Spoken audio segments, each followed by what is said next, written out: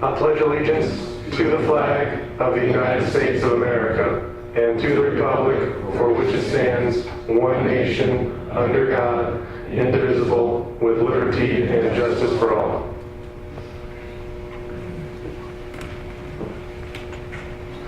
Would you join me in just a moment of prayer as we begin this morning? Heavenly Father, we thank you for this morning. We thank you for this day, and thank you for another opportunity to be alive. God, we just ask you this day to bless our day, bless our afternoon on the golf course, and give us wisdom and discernment to make incredible career choices as we move ahead. And we pray this in your Holy Son's name. Amen.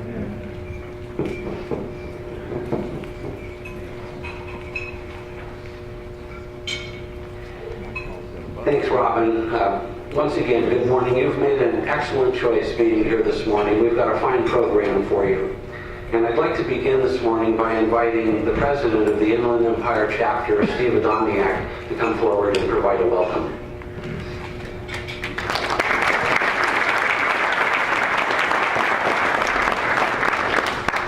Good morning, everybody. On behalf of all the Inland Empire members and apprentices that make up this great chapter of ours, I want to extend our gratitude for everybody making their trip from near and far today to come out here and join us at Temecula Creek Inn. We're looking for a fantastic day. Those of you that are staying around for the golf, I think you'll find that it'll definitely be a treat. We've got a fantastic day in store, and just hope everybody has a wonderful day out here. Thanks again.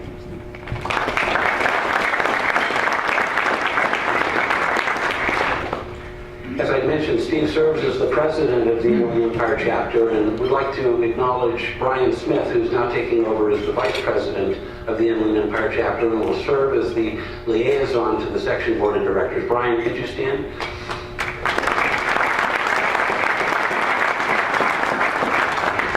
And let's hear a word from our secretary, Todd Kiefer, please.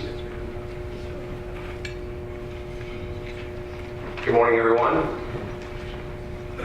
Your board has reviewed the annual meeting minutes from North Ranch in December, and having made no changes to those meeting minutes, we would seek a motion to accept those. Second? Any opposed? Great, those are carried. Again, those meeting minutes are on SCPGA.com.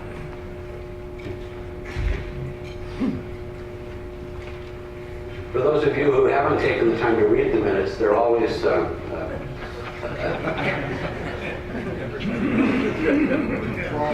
I'd like to introduce some guests and make a few thank yous this morning. John McNair is with us. John is, of course, our vice president, and this facility is under his direction, as are many others in the JC family.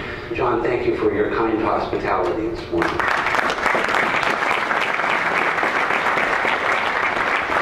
The director of golf here at Temecula Creek Inn, Curtis Rowe, the golf course superintendent, Todd Kochanowski, and the general manager, Tom DeMott. Thank you very much, gentlemen.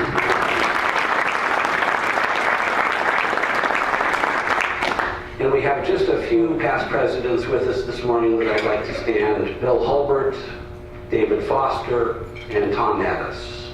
Thank you. Speaking of Bill Hulbert, he's going to speak here in just a moment, and tomorrow is usually tradition with our summer meeting, marks his birthday. And we'll continue to say that Bill, as he ages, still maintains the finest hair in the section.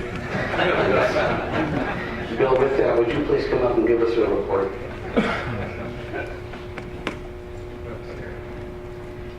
We have to move the date of this meeting. Jeff gets me every year. I'm here speaking as your District 11 Director. I bring news from the mothership.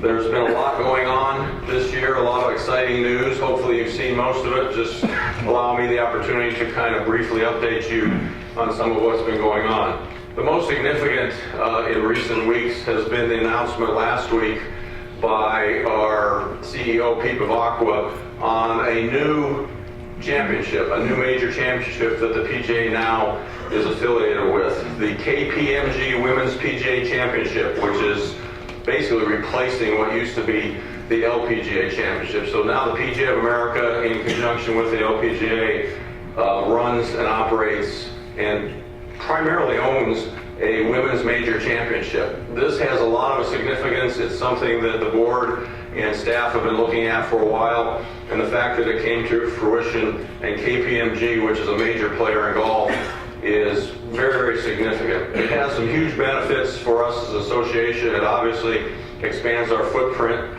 and particularly with women in the game. The Saturday and Sunday rounds will be televised on NBC. If you don't know, we have a very strong relationship with NBC with our Ryder Cup broadcast and the deal that we signed with them last year that significantly helped endow the future of our association financially. And as you probably know, LPGA events other than the Women's US Open are broadcast exclusively on a golf channel. So the fact that this will be on over the weekend exposes, our championship with our name on it to an entirely different demographic than what you would typically see on a golf channel broadcast. There will be a day-long summit on the Tuesday of the event that will be titled Women and Business and Golf Combined. That certainly is something that is very valuable, and to be a part of that, also significant. And for our female PGA members, the opportunity now to qualify for this event.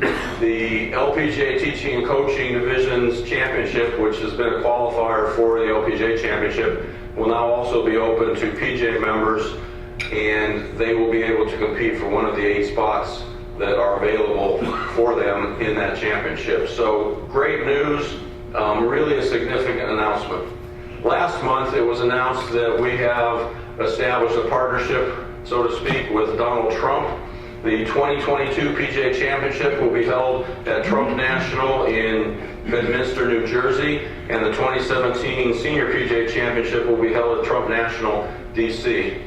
No matter what you think about Donald, he's a player, a major player, so to speak, no pun intended, in the golf business. He's very optimistic about golf. If you've seen what he's been doing lately, the properties that he's been buying up, the properties that he's been building, and the influence that he now has in the industry, this certainly is significant as well, and hopefully things will progress forward from there. This is an election year for the PGA of America. At the annual meeting in November, which is in Indiana, Ted Bishop will step down as president.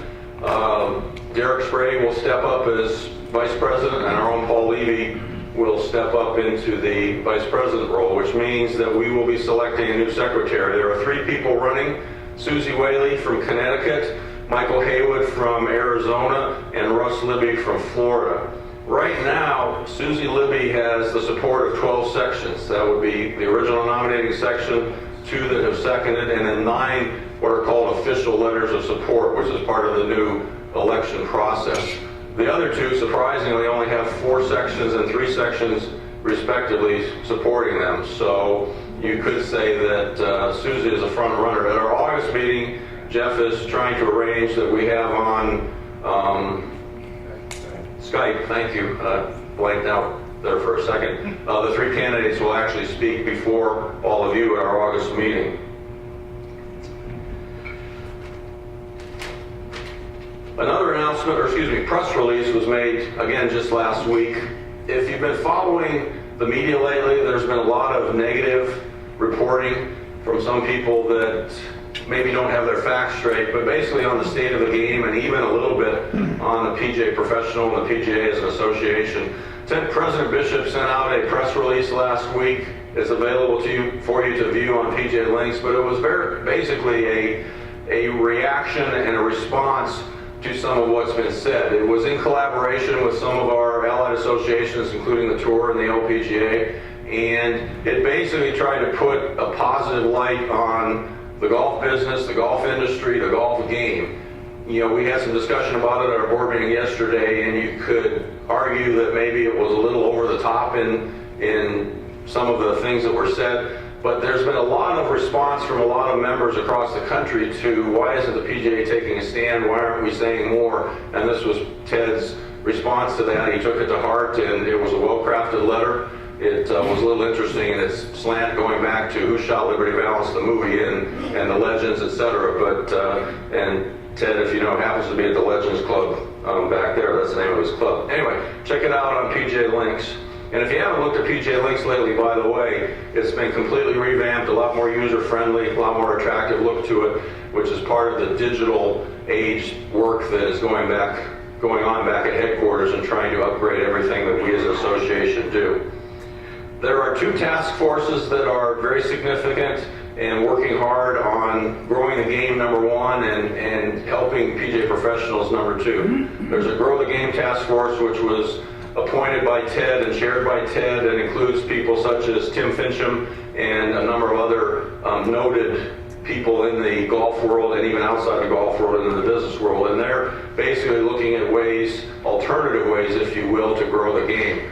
It's a work in progress. There's a lot to hopefully be done in the future that will all help us going forward growing the game. And then a workforce task force, which is chaired by Paul Levy and Tom Addis sits on, is actually looking at what can we do as an association to better our PGA professionals. They've met once, they've had some conference calls. Again, more to come. It's just in the early process, but just know that the association and the leaders within the association are working hard to, number one, hopefully create ways that we can use to better grow the game, and probably even more importantly to us as individuals, how we can better grow our career and our profession.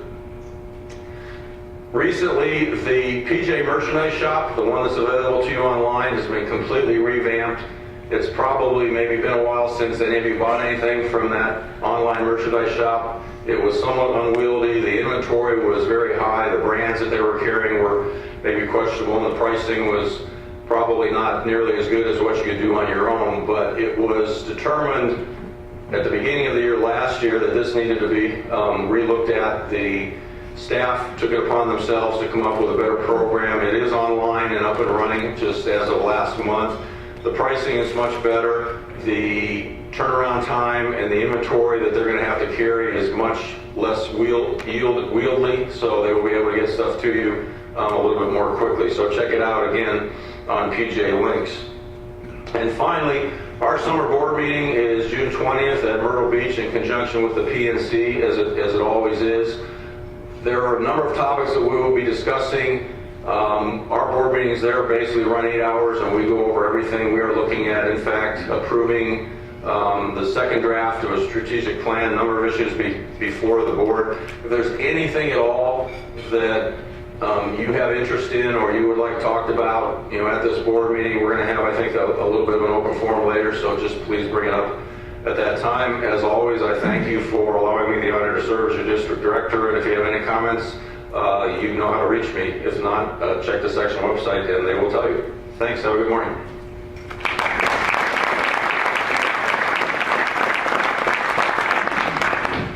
Thanks, Bill, and thanks for your service and your many years. I think it will be a quarter century this next year that Bill has served your board of directors, so thank you for that service, Bill. I'd like to introduce Nikki Gatch. We're lucky in our neighborhood to have our own player development cheerleader, regional cheerleader. Let's just call you an enthusiastic supporter of all things golf, and welcome, please, Nikki Gatch. Thank you, Jeff. I don't have a cheer, but maybe I can think of one for the next meeting. Thank you for the opportunity. Good morning to everybody. I'd first like to say thank you for all that you do on a daily basis to grow our game. And thank you on a personal level for the last 2.5 years, allowing me the opportunity to work directly with you to help you grow the game and grow your business. Just have a few updates for you this morning. One of the tools that we've created to showcase your value as a PGA professional to your employer and showcase the value of player development programs on a financial impact to your facility is what we call the revenue scorecard. And there are about 6 or 7 success stories from completing these revenue scorecards on PGA Links. We do have one representing Southern California, but I can tell you that we have over half a dozen that are in line to be published on PGA Links. So please look for that. Look at those success stories. They're from a wide range of public facilities, private facilities, resort facilities, and showcasing again what player development programs can do not only for you as a professional, but the financial impact it can have on your facility. And you'll see some success stories anywhere ranging from $80,000 annually to almost $1 million in some cases. So it is happening. There are some great things happening, not only here in our section, but across the country. And our job now is to help share those stories with you. It's summertime, so that means junior golf. I know a lot of you are planning and getting ready for your junior camps this summer. From a national program perspective, 2 of our programs, Drive, Chip, and Putt Championship, as well as PGA Junior League Golf, are getting ready to start, actually this week. To update you on Drive, Chip, and Putt, our section will be hosting 14 qualifiers, 2 sub-regional qualifiers, and 1 regional qualifier, all leading up to the finals at Augusta. Great success that we had last year, a lot of excitement, a lot of positive thoughts and positive activities. So I want to thank all of you that are hosting those qualifiers. I think we'll see some tremendous juniors come out of that. I know today we've got about 1,200 kids that are registered, and those registrations will continue right up until the qualifiers. PGA Junior League Golf, we've made a great increase from last year. We've more than tripled our number of teams that we'll have this year. We went from 22 to we'll have about 60. We had 70 register, but I think we'll have about 60 that will actually field teams. So to those of you that are participating in that program, thank you. I hope that you see the value of that, not only for the juniors at your club, but the families at your club, and really create that nice family culture at your facilities. And finally, with our flagship program, Get Golf Ready. In our section here, we have about 44% of our facilities registered and participating in Get Golf Ready, which is slightly above the national average of 42%, so that's great. We're making some great strides. I know a lot of you are seeing some success with this program. One area that we're starting to focus on a little bit more is the corporate Get Golf Ready outreach programs. And I know I've worked with some facilities in the last 6 months or so with companies like the Active Network, UPS, and AT&T to be able to bring employees from those companies out to the golf course and let them enjoy the game and introduce the game to them. In a lot of cases, it's a team building activity. In some cases, the employer pays for part of the classes for the employees, and it's really a benefit to you. And I think you can see a lot of those students want to come back and do more classes, or even do private instruction, or come play your golf course. So we've seen a lot of success, and at this time, I wanted to share with you. I wanted you to hear directly from one of your professionals, and I wanted to try to do a lot more of that. You know, you've heard from me for 2.5 years telling you how great these programs are, and I'd like now for you to hear from your peers of the success that they're seeing. So any article that I write for the program magazine, any opportunity I have to speak in front of you, I always want to try to bring up one of your fellow professionals to tell their story and share their success. So at this time, if Chris, if you would mind, Chris Lempa, who's an assistant professional at Torrey Pines, was one of the professionals I reached out to for a couple of these corporate outreach programs, and he's seen great success, not only for the classes that we helped set up for him, but what happened after those classes. So I just wanted him to just give a brief, share his success with you. And Chris, thank you. Good morning, everybody. We've had quite a bit of success, actually, like Nikki's referred to with the corporate program with Get Golf Ready. I think the biggest thing for us is being able to brand the program, not just with our brand, the Torrey Pines, with the PGA brand, also with that particular company, AT&T, Active Network. Also, we're going to start classes with UPS, San Diego, SCPGA, and Scripps. So we're looking forward to more success. It leads into a lot of private lessons and a lot of growth with the game. So whether you're a private facility, public facility, I think it's actually a good fit for any facility. Thanks, Chris.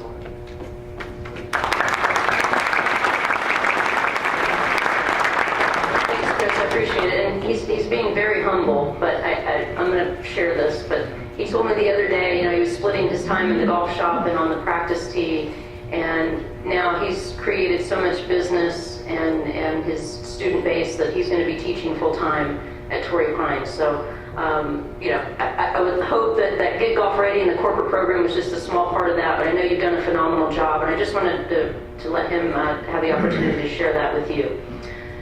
That concludes my report. I'll be happy to answer any questions that you have in the open forum section of the meeting, but thank you for allowing me to serve as your player development regional manager. Thanks.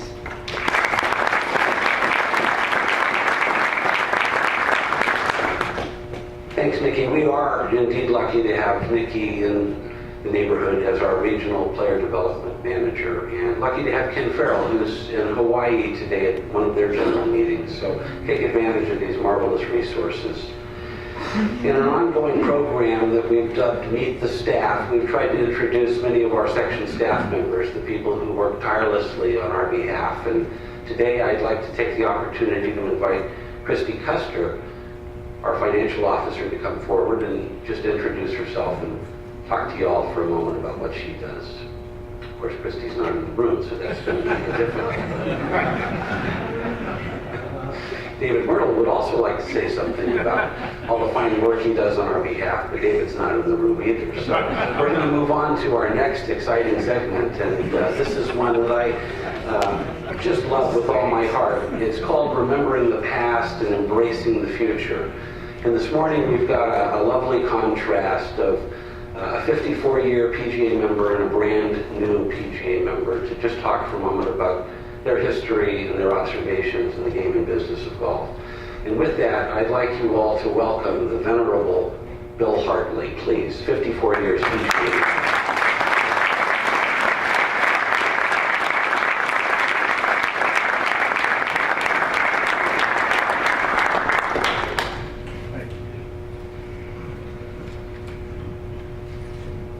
Jeff, it does my heart good to see the attendance at the section meeting.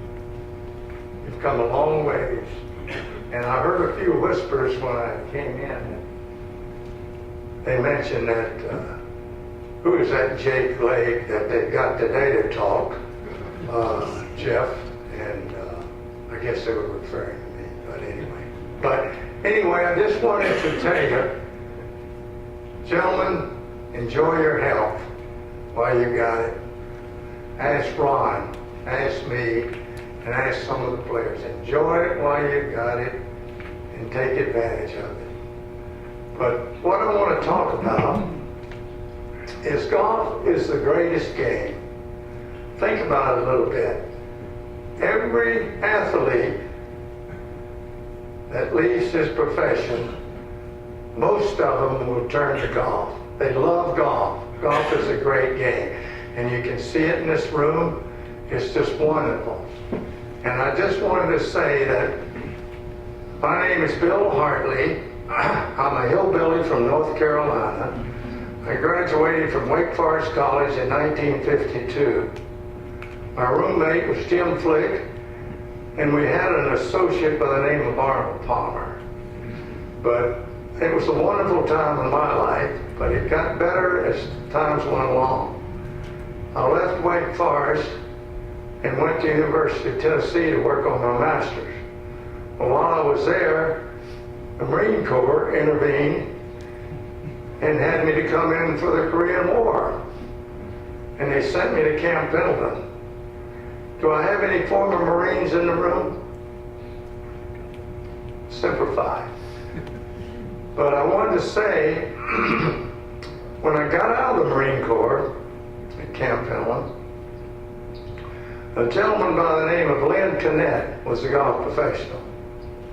Lynn asked me if I'd like to become an assistant golf professional.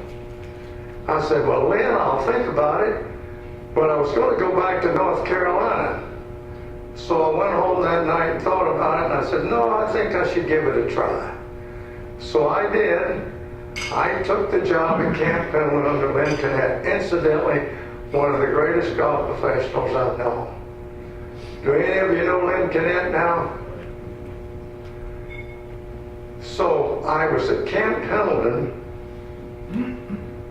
under Lynn and starting in 1955. Now think about this a little bit. In 1955, there were 4 golf courses north of San Diego. Camp Pendleton, Oceanside, Circle R, which is now another name, and also Rancho Santa Fe. Think about that, guys. That's all we had, north of San Diego. So you can see how golf has grown. I know they're talking about it's not doing too well right now, but golf will always do well. I'm just looking through this room and look at all you people. You're going to promote golf and you're going to keep it going, and that's wonderful. I had the wonderful opportunity while I was at Pendleton to get my youngsters involved in golf. And they came along and played golf. And I had 4 girls that went through college on golf scholarships, and I sent my boy to West Point. So I'm living on that money today. So think about it as you come along with your kids. But anyway, it's been a wonderful ride, a really great ride. And after I left Camp Pendleton, I was there over 20-some years. I became part owner and developer of Vista Valley Country Club, which is a nice course. How many of you have ever played it? You walk single file down the fairway almost. But it was a great project and it was good to do. But after that, I really got involved with our chapter, and San Diego chapter. Now the San Diego chapter came about in the early 60s. So we had the first chapter in our section. What do you have now? 4, 5 chapters now. But when we became a chapter, we had to go through the section and the national to get permission to have that chapter. And they did allow us to have it. I think we might have been the first chapter in the whole nation at the time. But anyway, the reason we formed this chapter, every time we played in a tournament, most tournaments, we had to go up to LA to play. Of course, we played some great golf courses. But the thing about it is, in those days, boys and girls, the meetings were at night. We played golf at 12 o'clock, and we had the meetings at night. Now think about that. When we had those meetings at night, what happened? The guys got to drinking a little bit and having a good time. And so when we had the meetings, we had some problems. we had a lot of arguments going. So the president would always have to appoint a sergeant at arms. And if any of you probably remember Mike Austin, I don't know whether any of you do or not, but Mike was a great big burly guy, hit the ball 300 yards at that time, and he took care of any problems that the president had. So, but what happened over that period of time was that we'd get home 1 or 2 in the morning after we had the meetings and so forth, and going through all the rigmarole like you're going through, Jeff. But anyway, we'd get home at 1 or 2 in the morning, and that's why we applied for a chapter. We didn't want to keep going up to LA and coming back. So once we got the chapter, it really helped us out. It helped us out a lot. I served as president for 3 terms in the chapter, and we really had a good time. But there's one thing I noticed that I'd like to mention. I think, Jeff, that we're getting away from pro-ams. And we used to have 40 pro-ams a year. Now that meant we took our members to a different course quite often. You good members, the guys that supported you, and had these pro-ams. And that promoted us. The members liked it so much. I've taken pro-ams to Hawaii, to Hilton Head, to a lot of different places, and I think you're getting a little bit away from that, and I think you ought to give it some thought with these pro-ams again, because the members love it, and they get excited about it. But that's something you might want to consider. But after we got the chapter going, I was so proud when I was thinking about this little talk was what we produced out of that chapter. Now, if you think about it, we had 2 national presidents that come out of that chapter. Tom Addis and Pat Riley. They were chapter members. Also, I want you to remember this, and the PGA doesn't mention it, but Don Collette. How many know Don Collette? Don Collette started the first PGA Hall of Fame at Pinehurst, North Carolina. He was one of our chapter members. And then they moved it down to Florida. But Don is actually the original start of the PGA National PGA, the awards, and one of the first ones was Arnold Palmer. So I want you to remember that about Don Collette. But anyway, we had some great guys that came out of that chapter. Good players, awfully good players. And it was a lot of fun. We enjoyed it.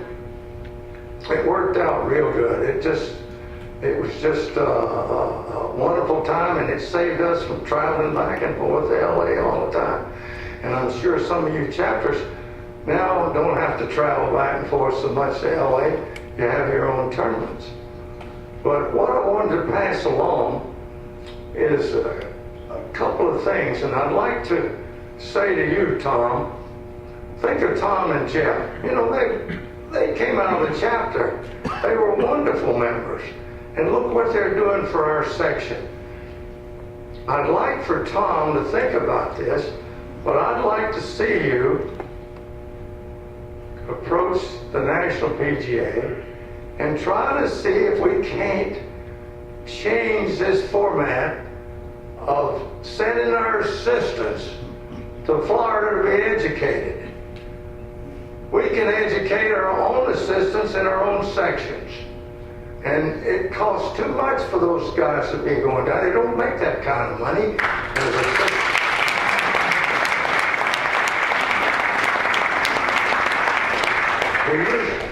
We used to have that sort of thing working a little bit. I remember I was director of the first school too the PGA ever had, and that was held in Lake San Marcos, right near us here. And it was just, it's too much for those kids to do that, to go down there and have to pay that kind of money. You've got wonderful qualified people here in this section that can teach your own assistants. So give that some thought. I appreciate it very much. And also, I just want you to remember, I have one other thing I wanted to mention here. Head professionals, take care of the assistants in your section. When they call you and they want to play your golf course, you welcome them. You tell them to bring a couple of members because they don't want to play by themselves. And that impresses the members. If they go with the assistant or the pro to the course, they're impressed how they're taken care of by the local professional. So keep that in mind. Don't go giving them a hard time about playing your course. Most of you can always work it in your schedule. I don't think I ever turned down an individual that wanted to play my golf course. And let me tell you, Camp Pendleton at that time was one of the best courses south of LA. Everybody wanted to play it. And how many have played Camp Pendleton? It's a good golf course. And I just want you to pass this on to you, to please do that. And you know, in my life, my wife has a little dementia now, and it keeps me at home. I'd love to be at this meeting. I'd love to be out there playing. I have neuropathy in my feet and legs, and that keeps me from doing the things I used to do. But I'll tell you, it's wonderful to have good health, right, Ron? Wonderful to have good health. So anyway, I just wanted to tell you, 3 F's: faith, family, and friends. Keep that on your schedule. And thank you very much, Jim.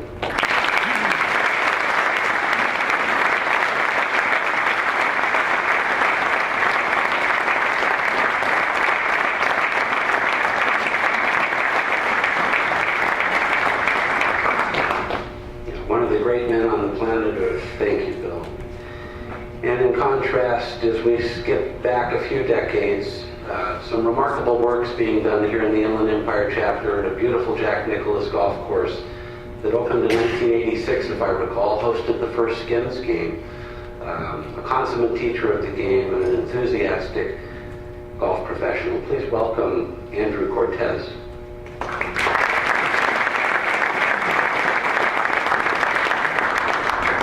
Thank you, Jeff. Thank you for having me here. Mr. Hartley, thank you for your fantastic words of wisdom and sharing your experience. It was great to hear that. So, newly graduated member as of April, I can definitely relate to what Mr. Hartley was saying, going through the program and getting through that and doing everything you can do to make that happen. So, I just encourage all of the upcoming apprentices, new members on their way to be, to just hang in there. Reach out to your local PGA pros. Everyone's there to help, so that's kind of how I did it. Just using the resources there. First off, good morning, everybody. Thank you for being here. My name is Andrew Cortez. I am the Director of Instruction at Bear Creek Golf Club currently. I have been an assistant there for about 5 years. Worked under a few different pros, Jeremy Clevenger, Steve Hertig. Have had a lot of good help from those gentlemen. Jeff asked me to be here today and talk about how I view the future of golf, what I see. I just see what the PGA has molded me to be and how I've gotten here. I focus on a day-to-day focus of growing the game of golf and player development. That is where my passion is. That's what I do to help my facility. That's where my added value is. So, growing up in the area here, had a lot of good, useful PGA pros and resources to reach out to. Very, very helpful. Let's see here.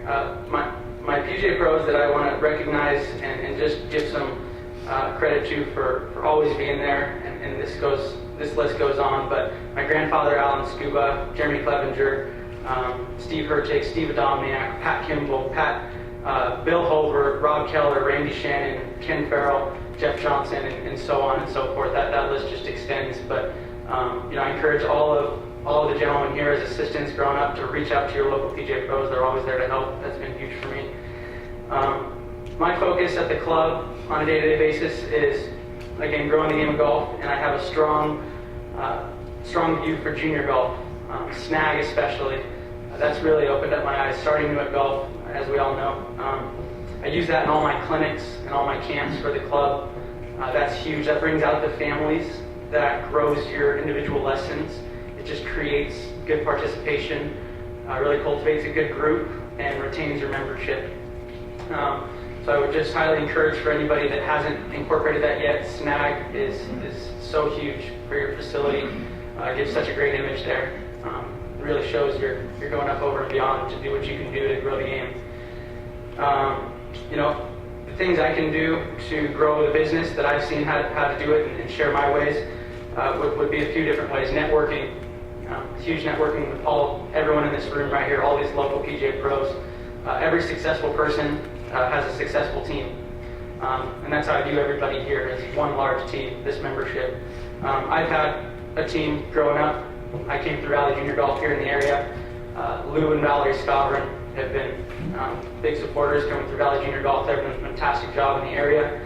I've played golf at Marriott High School. Was able to play alongside good players, Josh Anderson, Ricky Fowler, people that have really been lifetime friends for me and good resources. Marketing and social media couldn't be any more of a way of the future. Putting yourself out there, putting your day-to-day business.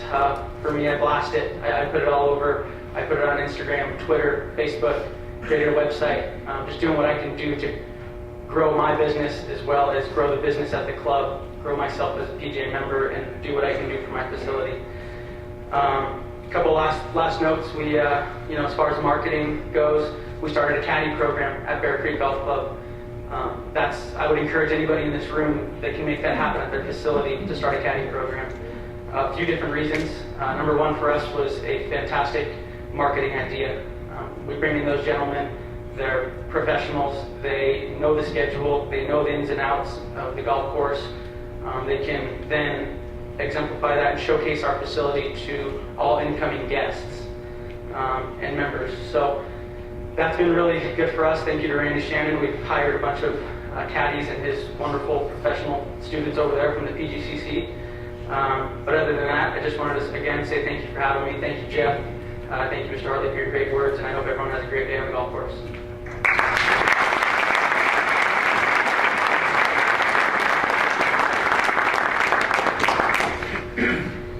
Thank you, Andrew, very much. I dare say the future looks bright.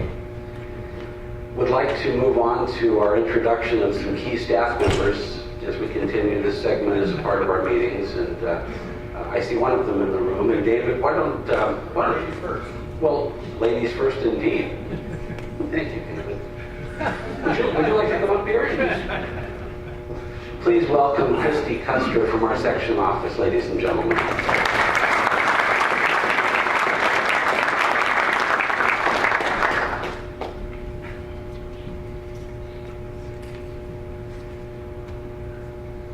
Thank you, Jeff.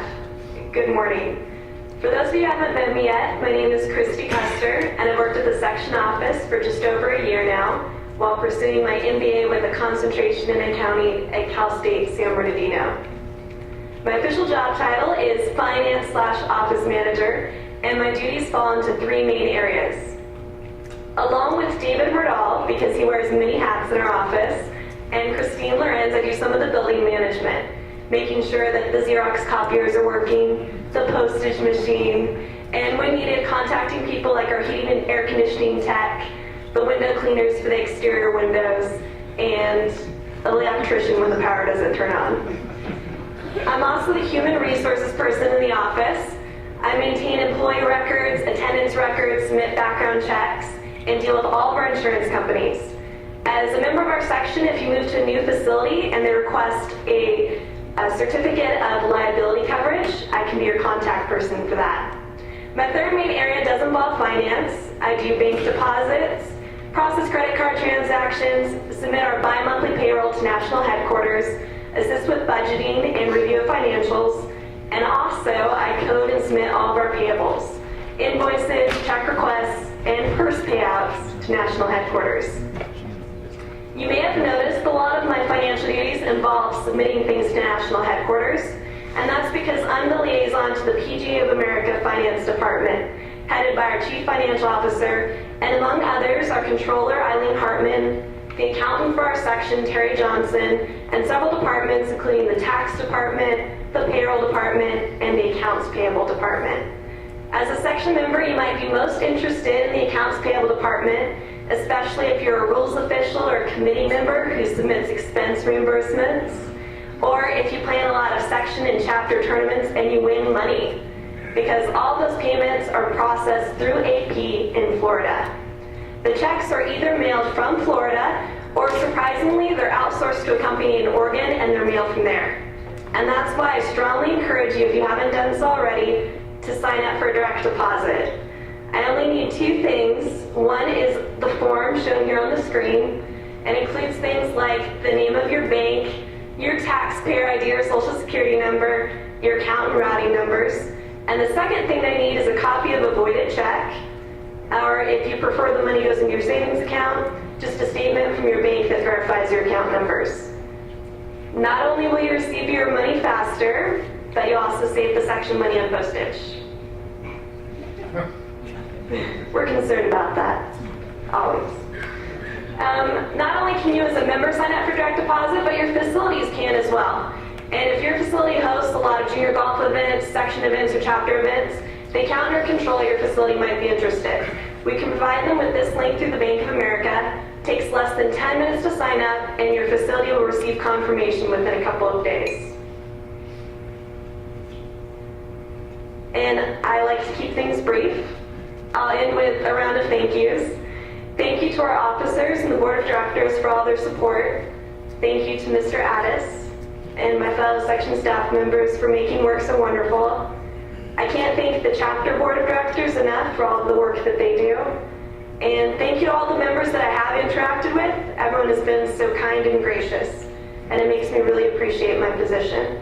If you ever have any questions or concerns, you can contact me My email is on the screen, kcuster@pgahq.com. It's a privilege to work for the SCPGA. Thank you.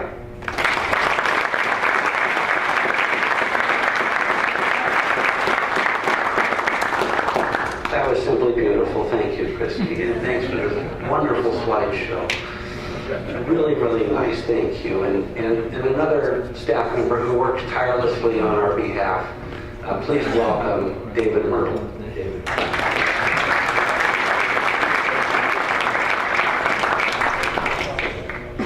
Thank you, Jeff. I don't have a pretty slideshow, so I apologize. Thank you, Christy, for outshining me again. I've been here, or I've been at the section office now for 12 years full-time. I started as a field rep, working junior golf tournaments my junior and senior year of college. I went to a small, like Nikki always says, a small private school in northwest Iowa. You have no idea the name. It's a Dutch school. It's called Dordt College. I grew up in Southern California and went to northwest Iowa. No idea how I ended up there. It was a wonderful experience. Came back to Southern California, started with this section, and have been there ever since. I've kind of worked at every department there is at the section office. Starting in junior golf, I was there for 8 years. Kind of moved my way up the ladder, was manager, director, moved on to business development, worked with the sponsors with Nikki, learned a lot, kind of followed in her footsteps. Right now, my current title is Foundation Operations Director. I'll talk a little bit more about sponsors in a little bit, but I'm going to go and talk about my role as Foundation Director. It's very important. It's something that I have a privilege to do every day. Working in a foundation and working with youth is something that hopefully everybody in this room gets to do, especially teaching junior golf. It's a wonderful, wonderful experience. I get to talk to parents and kids on a daily basis. At the section office, we give about $50,000 in junior golf grants for kids to play in our junior golf program. It's something that we want to continue to grow. We're working on a lot of different things at the section office. Our 3-hour challenge, if you have not heard about that, it's our version of basically a golf marathon. Daniel Hale in the back of the room, you could raise your hand. He kind of heads that up. We are working on more fundraising activities than we ever have at the section. We're continuing to grow our funds, not only for our junior golf grants, but our organizational grants as well. We support the SCPGA Youth on Course, CIF, the 7 First Tee chapters in Southern California, the Tiger Woods Foundation, Special Olympics, also turf grass research, San Gabriel Junior Golf, and other regional organizations. In the back of the room, Mike Mowry is in the room. He kind of heads up our junior golf department. Our junior golf department is the best junior golf program in the country. It's something that our staff, with Mike Mowry, Chris Gilkey, Max Despain, also Kevin Smith and Marshall Gerlach, and then Christine Lorenz, they host over 300 tournaments a year. It's a very active program. We are at 2,000 juniors. We will reach close to 2,500 juniors by year end. They run countless events. They run events from Bakersfield to San Diego to the desert to LA, Orange County, from the smallest par 3 golf courses to the high-end facilities with our 3-tier program, our GARP GDL, our Players Tour, and our Toyota Tour Cup Series, which is from the very beginner golfer to the college-bound player. Another very growing program at our office is our player development, with working with Nikki Gatch on a daily basis. We have our neighborhood golf program. Who's heard of our neighborhood golf program in the room? It's something that our entire staff is passionate about. I know our board of directors and everybody involved. It's something that we kind of call our golf carnival, and we go out to the community and teach the game. introduce the game of golf to anybody and everybody.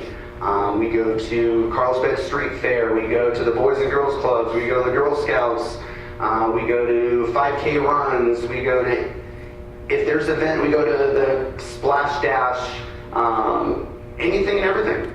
You know, and if there's events in your local community that we should be at and be teaching the game, we have the inflatable hitting cage that looks like a bounce house that attracts everybody. We do use snag as well. And we use local PGA professionals to teach the game at these events.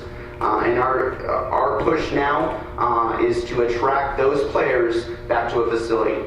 We want them to continue on playing this great game. So it's the initial touch at the neighborhood golf events and bridging them back to a facility. If there's juniors, we're trying to bridge them back to our junior golf program. Fantastic program. If you haven't heard about it, if you want to get involved, definitely reach out to myself, Alex Teagles, also Matt Gilson. They're in charge of that program. Another very important program, I'm not sure if we talked about golf in schools. We talked about it, Tom? Okay, golf in schools, big deal. It's a program that we started this spring. Junko Suzuki, is she in the room? There she is. PGA member. She is the territory manager for the North San Diego County. We also have a territory that Eddie Rodarte, another PGA member, that is the territory manager. We are getting into the schools. It's something I know our entire staff and board of directors in the past have talked about for a long time. We partnered with TGA, Teach, Grow, Achieve, and we are in the schools. It's great. It's going to continue to grow. We're teaching kids in elementary school and junior high, and that program is going to continue to grow. We need your assistance. We are looking for PGA members, apprentices to be the head coaches at these events. So if you're interested, reach out to Alex, Junko, Eddie. We would love to have you teach at the events. I think that's it. I could talk forever, Jeff. So I will go into sponsors, but foundation, continue to grow the game. Be passionate about it. There's a lot of kids out there, and they just need a golf club in their hand. So I have a 3-year-old and a 9-week-old, and they already are being introduced to the game. So starting young. So enjoy the rest of the meeting.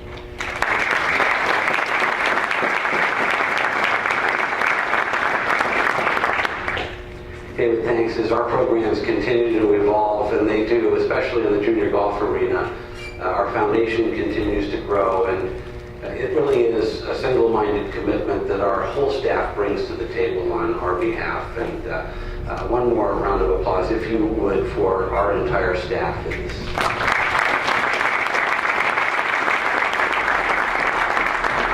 The changing landscape of golf, particularly when it comes to governance and governmental affairs, and some of the things that are behind the scenes that can cause us some joy and some sorrow, and certainly elicit some controversy, are handled well by our section, because we have a government affairs chairperson in Todd Kiefer who's doing a masterful job.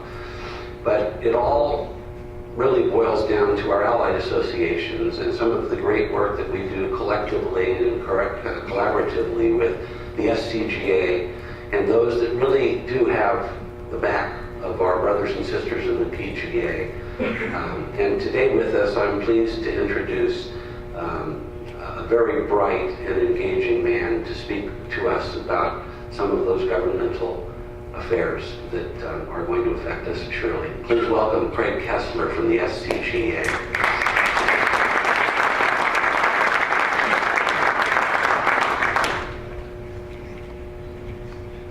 President Johnson, members of the board, thanks again for inviting this rank amateur to address a meeting, a conclave of professionals. It's good to see a lot of old friends, good to make a few new ones, and Bill Hartley, as you were speaking, I've never met you, I've heard of you. I realized that I was speaking on the telephone on my way in here this morning with another person who got his start under Len Canet. Later than you did. He is right now the manager of the largest municipal golf system in the United States. And I think that the power of your words is that there's always somebody who gives everybody a start. And And so maybe I made a new friend here today. You certainly impressed me and touched my heart. I want to thank you for that.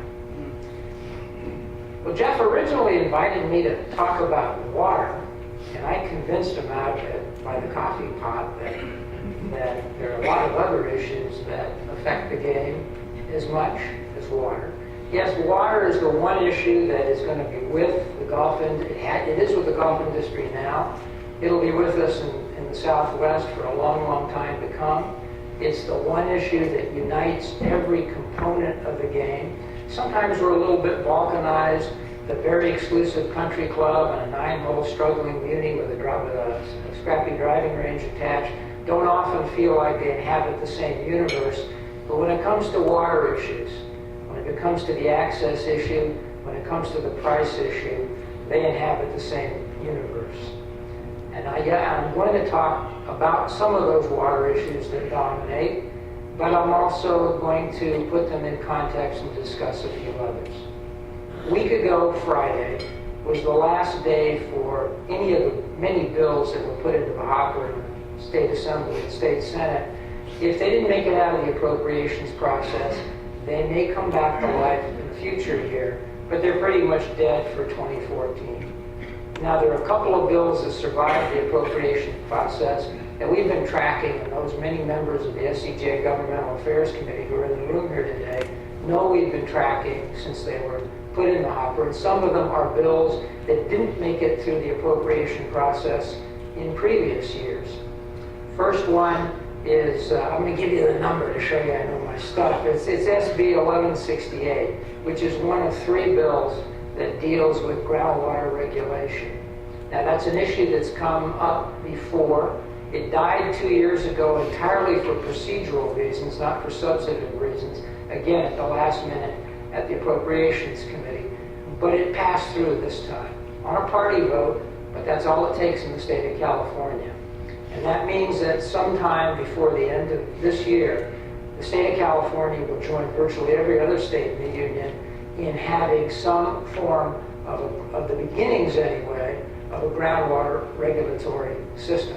Which means that all of you are going to be called, if you use well water, you're going to have to account for it. Ultimately, you may get charged replenishment fees for it. Some of that information may be used to change some of the very antiquated and completely unworkable water laws that the state of California has. We inherit those laws from, I won't even go into the issue, but riparian law in California is a complete mess. And again, ill-suited. But what this means is whether if you're in the Coachella Valley, and Todd Kiefer knows, the aquifer groundwater is the issue. That's why on our task force we're way out in front of this. But it is going to impose certain obligations, and it's going to add to certain costs and certain burdens as the industry moves forward. A second bill, which is authored by Tom Amiano in the state Senate, who's from San Francisco, is the first time in 36 years it represents what's being called closing a loophole in Proposition 13 that allowed commercial property to change hands many times over without ever re-invoking an assessment or reassessment of the property under Prop 13. Now, I'm going to imagine that there are some daily fee golf courses that may use that particular maneuver, but I'm not aware of them off the top of my head. And the point of this is, while that bill, and it's going to become law, it is going to, while that bill, it doesn't directly affect golf courses, the issues it raises does affect golf courses. And since this is the first time in 36 years that this third rail of California politics, that's what Ronald Reagan from the White House used to call it. He used to call Prop 13 when he was back in his home state. When that third rail of California politics has been breached, that means that other issues that have been percolating for a long time about inequities in property tax law are going to come forward. And if you keep in mind what that loophole represents, it deals with when does an assessment, a reassessment of the valuation of a property get triggered, what amounts to a sale. That certainly means, if a private club has 400 members, it strikes me that once 200 plus 201 memberships transfer, which is fairly common over time, that would invoke an assessment. But beyond that, the way in which golf courses are assessed under California law, which is, by the way, per a 1960 voter initiative, had come under attack for years from certain taxpayer groups. And while I'm in this room, and it's a friendly room, rightfully so, if you take a look at the property tax bills of some of the most exclusive clubs in Los Angeles, where I come from, you'll see that why that might elicit a little bit of the ire of those who deal on a daily basis with tax burdens. The point of that is, and the big point, for those who followed some of my emails on the tracking, that is something, because it deals with tax matters, had to require a 2/3 vote for passage. And there was a question as to whether or not that would be entirely a partisan 2/3. Those of you who follow politics know that because of a few indictments, the state Senate no longer has a completely 2/3 Democratic majority. There's some vacant seats. But this one passed 56-8, including 7 Republican votes. In the final analysis, seeing the handwriting on the wall, the California Chamber of Commerce supported it, and the Howard Jarvis Taxpayers Association, which has opposed every change in Prop 13 for 36 years, stood down on this one and thus gave its tacit improvement. So that day has come. Both of those new laws, new realities, pose a lot of challenges to the golf industry. One tangentially deals with water. The other one has nothing whatever to do with water. Now I'm going to throw in a third bill, and I'm not sure it's going to make it through the legislature because it hasn't made it. It didn't technically make it through the appropriations process. But it's yet another minimum wage bill. This one, which did pass the state Senate and is on its way to the Assembly, where it will also pass on a party vote.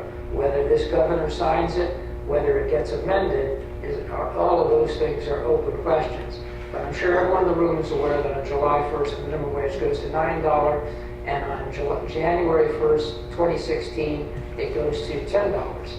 Under this piece of legislation, that $10 would be moved up by, I think, 6 months, and there would be 2 more corresponding increases to 11, then to 12, 3 more, 11, then to 12, and then to $13 by 2017, with a CPI clause attached for every year thereafter. Again, whether that survives intact. But I think the bottom line is that on all 3 issues, taken together, they deal with 3 very different subjects. Only one of them deal with water access. All of them deal with the issue that suffuses the game and causes us all to grieve, and caused Ted Bishop to put out that press release last week, and caused all the gnashing of teeth I see you hear at these meetings, and I see at meetings of the SCPGA, the golf course superintendents, club managers, owners. It's all the same thing. This is an industry that's been struggling. All 3 of those things are going to add to the costs of doing business significantly, and without necessarily a confidence in our ability to, whether it's to raise dues, to raise greens fees, whatever it may be, depending upon which sector of the game you're in, that is simply a push that is going to continue to squeeze us. And it's directly related, in this case, to political issues. Now, none of these things are done deals. Minimum wage tends to, it either happens or it doesn't happen, and we comply. But when it comes down to the groundwater regulatory paradigm, that's just in its infancy. The industry needs to be in Sacramento. It needs to be in the water districts. We're there partially, but we're by no means there fully. We need, as Proposition 13 unravels, and it's going to slowly unravel over time with implications for the industry, exactly how it unravels. It can unravel in a way that's fairly benign for the golf industry. It can unravel in a way that would be disastrous for the industry. I suppose my bottom line in sharing these remarks with you is that we do a lot. You have a government affairs committee that's very effective. Golf Course Superintendents Association has a very effective set of government affairs committee. The SCGA is invested in a governmental affairs department, which probably puts, as Tom Addis will tell you, California maybe at the forefront of 50 states in terms of political activity and advocacy. But when it comes to those challenges I just described, being in the room where the decisions are going to be made, being at the table, and having a certain sense of political power, I want to assure you that compared to other $13.2 billion industries in this state, we are infants. We're pretty much impotent in that regard. That we are in an industry that has, I've always characterized it as penny wise and pound foolish when it comes to investing in advocacy, when it comes to investing in anything in the collective. I know Todd will remember the conversation, the issue that I brought up at the Coachella Valley Water District Golf Industry Water Conservation Task Force last Wednesday. A complicated issue about how are we going to get certain things we know we need to do in the desert paid for through the industry, through a district that's struggling, and because the president of the Coachella Valley Water Board is a family farmer. He understood what I was talking about when I was suggesting things for the golf industry that agriculture has been doing for 80 years. In essence, taxing themselves, very small amounts, very incrementally, in order to generate the revenues to do a whole lot of things that make it cheaper for you to comply with reality in the future as it confronts you on a day-to-day basis. But that is a conversation that, by the way, based on emails, I think that I made some points with some of the persons in the room, but that's a very, very tough sell. It's even a tougher sell in an industry that, as I said before, is mightily struggling. So, you know, you've had such an upbeat meeting, and I'm giving such a downbeat report. But that's because, as I always say, I'm an optimist. No matter what, all of these problems, my experience has been, particularly with all these water task forces, is that if you're honest with yourself, if you confront it, you don't fool yourself that somehow that we have, you know, we play at politics a little bit, but we're just at the beginning of it in the golf industry in a way that puts us so far behind the others. I think we can lay that on the table. I know that golf's been through tougher things. All of us in the room have been through tougher things. I think we can come out at the other side with a measure of success, but we'll only do that if we recognize at the end of the day, just as you teach the game of golf to hacks like me, and you know that when you have students that come to you and are prepared to hit a lot of golf balls, listen to what you say, and be patient, work with it, they will improve. And guys like me, we're looking for a quick fix and then don't hit balls for the next 14 days consecutively because we're traveling on business. You know that it's not going to work for me. The same thing here. You know, I think it was Robert Shelton who wrote something in the program. It's a line I used in something I wrote. You know, maybe we should have done something 15 years ago. That would have been the best time to do it, but the second best time would be today. So I hope that these remarks are an inspiration to use the second best opportunity to get moving in terms of advocacy and politics in the game of golf, and that would be today. Again, thanks for inviting me, Jeff. Thanks to the board. Sorry to be a downer today.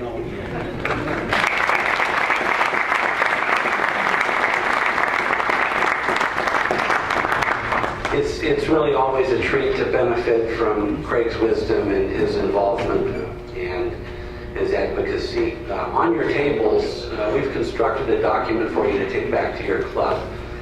It's just a few short bullet points that we prepared in concert with our friends at the GCSAA, and some interesting facts about water usage, as we're often the target of criticism. There's some real information here, and if you and your staffs were able to commit it to memory, it'll be a lot easier to have these conversations and speak the truth. So please take that with you. And at this time, let's welcome our Vice President and Chief Financial Officer, John McNair.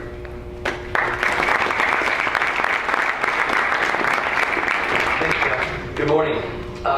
Financially, through April, we are $113,000 ahead of plan. But for today's meeting, we wanted to review with everyone the different entities of your section. As you can see, our section is made up of 3 entities. The first one is the SCPGA Corp, which is a for-profit enterprise. For those of you playing in a tournament, that's an important one because that's where your entry fees go in and your purses get paid out. The second entity is the Southern California section, which is a 501c6, which that one is a not-for-profit operation. So that's where our committees are housed, meetings, education, and those type of things. And the last one is our Southern California Foundation, and that is a 501c3, which is a charity organization.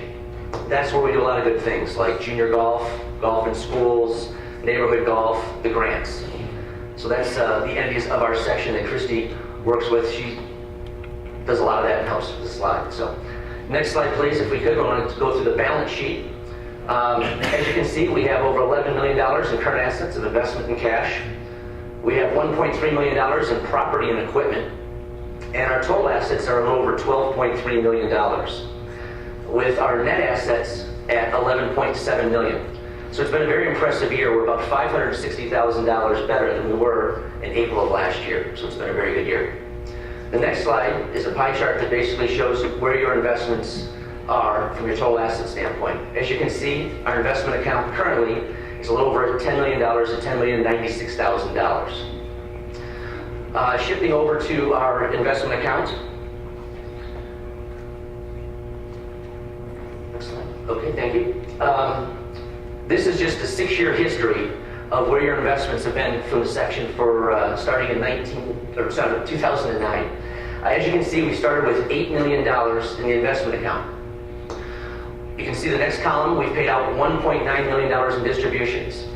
In 2012 and 13, $1.4 million of that is for the new beautiful building that we have in our section. That's how we're able to pay for that building, and we own that building free and clear. The rest is the 2% that we take out every year of the investment account to put towards grow the game initiatives and for meetings. That's why today's meeting was complimentary. That's where that fund comes out and the money's come out to help pay for all these meetings and the breakfasts and things. The next column talks about our income. That's our dividend and interest income. We made over $700,000 in that account since 2009. And the next column, $3.1 million in capital appreciation. So that's a lot due to Canterbury, who's going to come up here in a moment and speak to that. But they've done a fantastic job with helping grow that fund, which is why over the history since 2009, we've made $3.8 million in growth of our funds. So it's been a very impressive run. Next slide, please. From a return standpoint, for those of you that look at that, last year was very impressive at 16.2% rate of return. So it was an excellent year for us. And over the history, since 2009, we've had an annual rate of return of 9%, exactly 9%. So it's been a great run. And that concludes my report. And I want to bring up Jason Levy next to talk about where our portfolio stands, as well as the market. Thank you.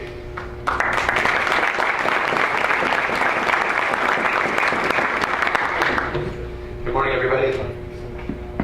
Thought I'd share a little bit about the stock market, which I know you're all eager to hear about before you go play golf today, and then share a little bit more about the portfolio, not as much about the return as John talked about, but more about the asset allocation and what we're doing about it. So the stock market, as we go back just a few months, I think everybody knows certainly that 2013 was a banner year. We looked at our return of 16 and equity returns were even higher in some parts of the world. But as we went into 2014, we saw in January what some investors are not necessarily used to seeing, which was a negative month, which rattled some people a little bit, but not this committee and not certainly people who came off at 32% S&P year. So the year started off on a little bit of a negative, but now as we go through April and May, the market's rebounded and we're up about 4% on the year in the S&P 500, and this portfolio is up about 3% on the year.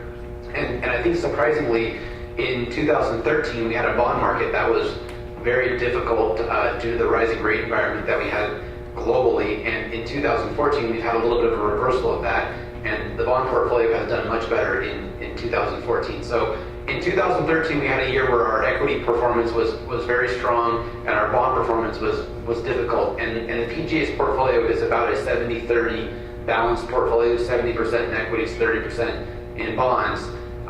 This year, it's been more of a balanced approach. The bonds and stocks are both working towards positive performance. So a little bit of a shift there, although the equities are not providing as much of a return in 2014. So I'd say our view on where we're at, we're not certainly predictors of where we're going, but of where we're at currently is the economy appears to be stable and growing. The market is still very stable from our perspective, and we are not making any drastic changes to the portfolio, but I will talk in a minute about what we are doing within the portfolio on the margin. We looked at a few slides where we saw various returns and we saw obviously very strong performance, and I think returns and markets will go up and down, and we can see for the most part it's been very positive, but we did have a down year in 2011. And again, what we can't control is what the market will give us each year, but what we can control is what our asset allocation is. And so we focus very, very keenly on what we work with the committee very heavily on is what the asset allocation is. And given the fact that we have had a very strong run in the stock market for the last 5+ years now since the financial crisis, we have been working very closely with this investment committee to increase our diversification in the portfolio anywhere that we can. And two areas that I'll highlight for this group, and I think you can take some large comfort in, is that we have diversified the bond portfolio heavily, in a large way, I should say. We are of the view, as I think many of you share, that interest rates are extremely low and only going to go higher. And so we wanted to take a very defensive approach in our bond portfolio.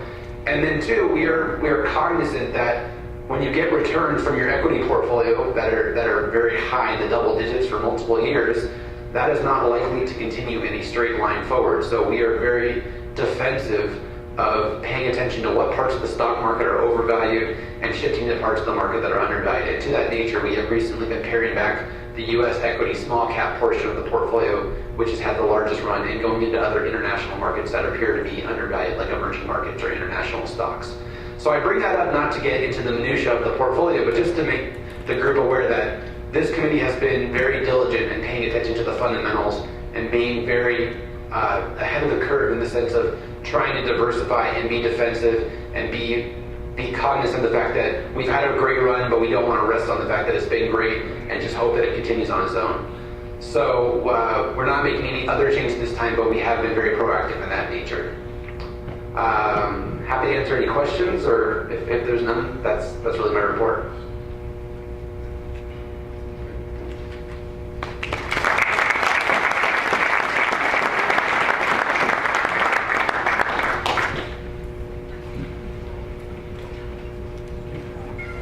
Jason had alluded to the committee, the finance committee chaired by Greg Frederick, and the beautiful work that John McNair has done on our behalf. We talk every 6 to 8 weeks, and we're keenly aware of these cycles. Canterbury, by the way, Jason's company was just rated by Forbes magazine as the #1 consulting firm for financial affairs in the United States of America. So congratulations on that, Jason. And with that, please, let's welcome Todd Kiefer, our secretary, for his report.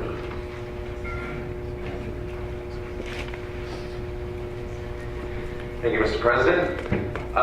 Good afternoon, or good morning again. A couple of announcements related to the Secretary's report, which will be in the on SCPGA.com. We a little over 1,300 1,300 members in our section, and 65 since our last meeting in PGA West last summer. We do have three new members here today. Mike Maurer, Andrew Kim, and Terry Young. If any of you are here, can you stand up and be recognized as new members with us?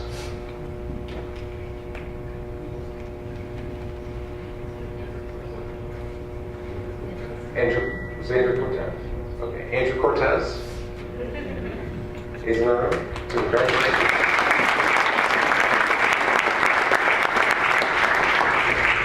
New apprentices. We also have Travis Garish. Are you here today, Travis?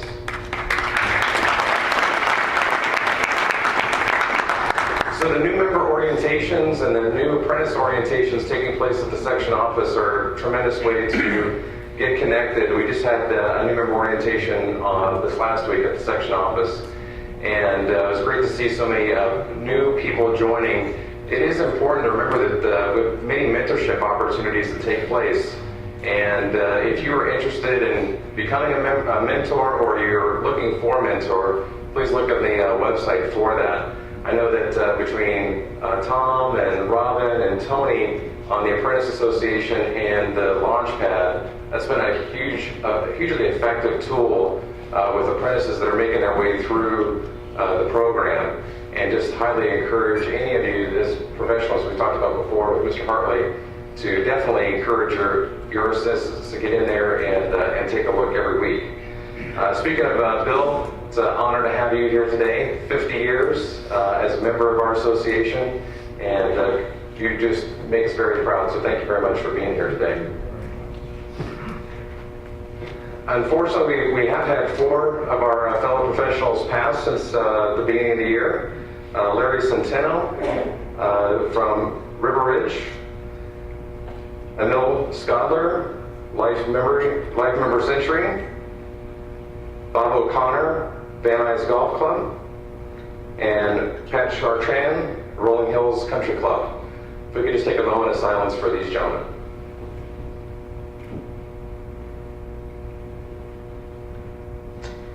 Thank you for remembering them, and thanks for all that you do.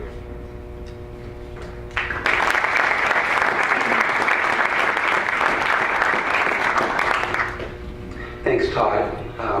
A lot of what we do as a section is significantly enhanced by virtue of the sponsors and the kindness that they convey. And before we have a word from our sponsors, I'd like to introduce our Executive Director, Tom Addis, for the section staff report, please.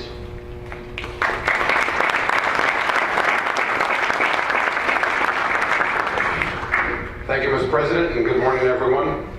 It's really nice to be here at Temecula Creek Inn Resort, and the job that has already been mentioned, Mr. McNair and the rest of the staff here has done has just been extraordinary. So it's nice to come in early in the morning and see the activity and the hard work that everybody's putting forth to make our day better. So thanks again, everybody here at the resort. We really appreciate that. A couple of things, and it won't take too long, but I would like to say something in regards to our investment program. And some of you in the room may not know this as to where, when you see on the slide, where did we get $8 million? And a lot of you do know that, but there may be some of you who, new members, new apprentices who haven't been involved in discussing where we are until recently. Back in 2007, we sold the former PGA of Southern California Golf Club for $16 million. We owed about $8 million, so that left $8 million that we could put into the bank and into an investment program that was where Canterbury was immediately identified after some research to handle our investments. And as you saw, and as you heard from Mr. McNair, they've just done a marvelous job in managing our funds and staying in touch with us and the committee as to where we should be and where we're going in the future. So it's been a great program, and one that rewards, I believe, all of us as members, especially as Mr. McNair mentioned. We do take an average over the past 3 years of about 2% out of those funds to apply to our programs during the year. One of those program applications happens to be our section meetings, where we're able to produce the meetings and provide the meetings to you at no charge, which we know comes right out of your pocket in the most part. And we think that's very, very beneficial, certainly for you as well as us to gather everybody and talk about things like that. So that's just one piece of our program that we do use, as well as for our very, very active player development programs, our education program, and the like. So we're very fortunate to be able to have the investment that we do, and then to use them for programs that benefit PGA golf professionals as well as the community. So and thanks to the board of directors for our board's input and activity in that regard. A comment regarding Craig's comments in regards to California and the leadership that California and specifically Southern California has in regards to governmental relations, whether it be water, whether it be legislative issues, or the like. And the comment was made that California is a leader, Southern California is a leader in this country, and we really are. As a matter of fact, if the whole state of California took the leadership role that Southern California has taken in that regard, we'd all be better off. With the education process that the Governmental Relations Committee does, with the Water Task Force, with the watchdogging of legislative issues, it's all for our better, and hopefully, and as Craig mentioned, in the long run, allow us to do our business better, as well as being economically sound as well, as much as we can be in regards to what's happening out there. So there's a lot of good stories out there, and we will continue to publish that. We have, as Jeff mentioned earlier, the points regarding water use and the education there, and that's for your benefit. So if someone comes in and says, hey, why are you watering turf today, you have an answer. And what the meaning is of that water usage, not only for safety purposes. I said this before, here in Southern California, when we design golf courses and we put lakes on golf courses, and with the wildfire situation, and most recently here in San Diego County, golf courses are an integral piece to firefighting with the lakes and the forestry department, the local fire departments having the ability to come in and use the water that's on our golf courses to fight those fires. So that's another little known fact and a little known activity with water use that is very, very positive for the golf industry. And that's the way we should look forward in talking about water use, particularly and specifically here in Southern California. A couple things. A lot of the staff has been recognized today, but we also, I shouldn't say but, we also have with us Sharon Kerfman, you know Sharon, Alex Teagles, Brianne, and of course you're going to hear from Rob Keller later on, and Dave Kuhn. But this staff works tirelessly, as Jeff mentioned, and thank you, Jeff, to work to do what's best for us as PGA golf professionals and what's best for you. And I keep saying this, that's what we do and that's what we love to do. And every day, that's our focus. When we come in and we go to our beautiful office in Ontario that Christy had on the slide, that's what we think about every single day, and we love doing it.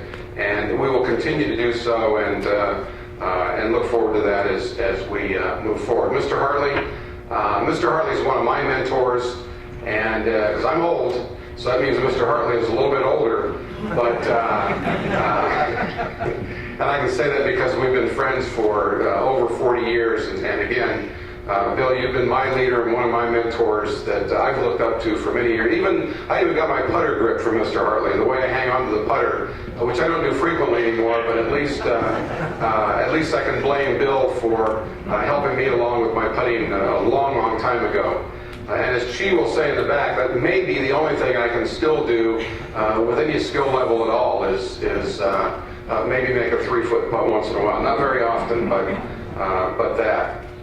A couple of other quick things that you need to be aware of, and we have some many things on the horizon. You heard about neighborhood golf and the programs we're doing there, and Nikki's mention of what we're doing. You heard David talk about junior golf, and we're extremely busy in that regard every single day with the amount of activity in our tournament program, with nearly 200 days a year with our tournament program, our member tournament program, and that would include, of course, our section championships, which, by the way, the section championship this year is up at Alice South, so we're excited about that. And, of course, our California State Opens and our Southern California Open, our Women's Championship, Assistants Championship, and all of those events that you participate in, our AAA Association, which, by the way, continues to grow in participation, as well as our women's division continues to grow in participation. And you heard the news through the PGA of America and with the new LPGA championship that's out there. So a lot of good things happening, a lot of activities out there that we're involved in. Drive, chip, and putt, you heard. And that brings me to another point that you're going to be reading about and you're going to be participating in the next month or so. And that is a mandatory background check. I don't know if any of you have read about this so far, but with certain issues that have occurred through the country in regards to working with children in golf instruction and some of the issues that have been brought forward, the PGA of America is instilling or implementing a new program regarding background checks for anyone who works with, especially with youth golf. We currently do, and as you may not know, as you are accepted for membership in the PGA of America, for example, you go through a background check. Those background checks, by the way, for us as PGA members, will be an annual requirement. And that's automatically done. So I don't know whether you knew that or not, but we do go through a background check when we're accepted for membership. Now, the details of that will come out. But we also have in front of us a mandatory background check for all of our volunteers dealing with junior golf tournaments, for example, all of our volunteers dealing with our drive, chip, and putt program, all of our volunteers dealing with neighborhood golf. Anytime we have an activity and we're working with children, we are going to be required to take a background check, which is a good thing. And that will also be on an annual basis. So keep your eyes and ears open for that. You'll hear more about that as time goes on, and it's something that will keep you involved in and information flowing in that regard as well. And speaking of information, and then I'll sit down, Mr. President, just like and using the government relations as a model, we post a tremendous amount of information on SCPGA.com. And I would encourage you, whether it's government relations or stories, Bill Holbert mentioned earlier the letter from Mr. Bishop, our president, in regards to the state of the golf industry, particularly as it relates to numbers. Those are all posted, whether it be on PGA Links, PGA.com, or SCPGA.com. And I'd encourage you to utilize those programs for information and to help you in coping with the many questions that are out there. We will continue to provide that information for you, whether it be through SCPGA.com, through member-to-member, and other email programs, other electronic programs that are available to us. And as we work through the industry today and all the different pieces and parts, whether it's government relations, whether it's water, whether it's legislation, whether it's health and benefits, whether it's background checks, it's our obligation to provide you with that information.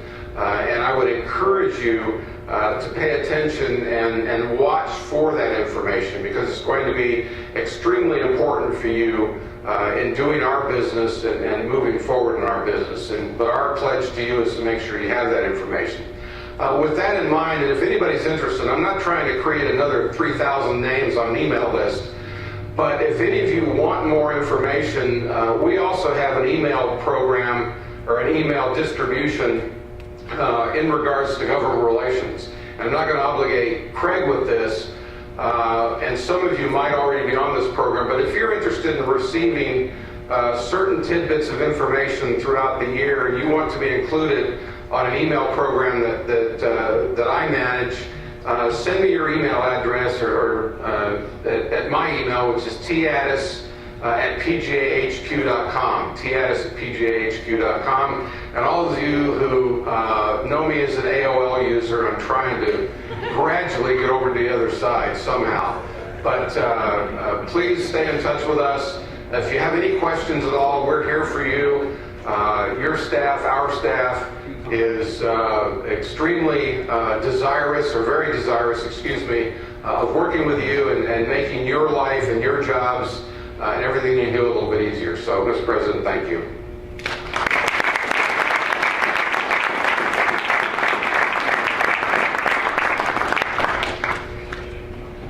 Thank you, Tom, for all you do and all you are. Chapter reports used to be a feature to these meetings. They really aren't any longer, but I would ask that since we have 5 chapter representatives here, if any of the chapter reps would like to say something, you may do so at this time.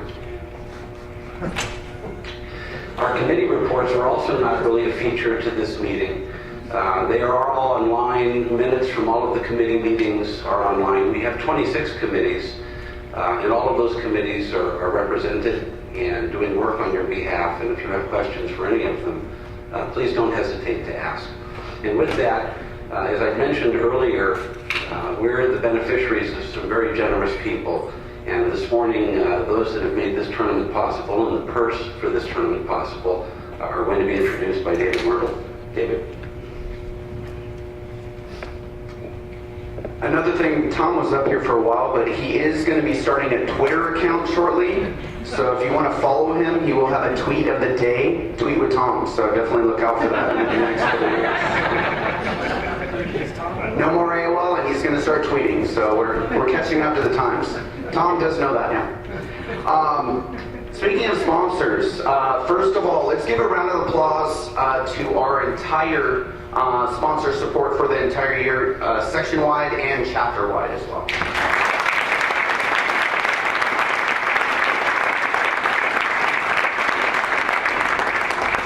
It's been a tremendous year for sponsor support, not only at the chapter level, but at the section level. Just look at the number of sponsors that are at this event. Our annual meeting, another event that will have quite a few sponsors. They want to be here. They want to be in front of you. They want to speak to you. They support us. We need to support them. So definitely reach out to them, follow up with an email. On the back of your agenda is all the sponsor email addresses for today. Contact them, they're great. They want to offer you services, products for your golf shop, also to better your business. So today we have quite a few sponsors, not in appearance.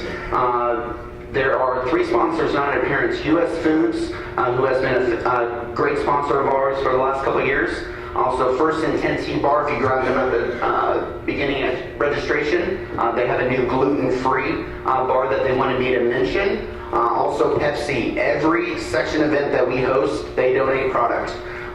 From water, Gatorade, you'll see some different odds and ends of beverages out there, but every section event that we host will have donated Pepsi products. So definitely reach out to support them. Today, our featured sponsor, and we will call up for the Easy Go Summer Meeting and Pro Scramble. We're going to call up Joe Martin from Easy Go first.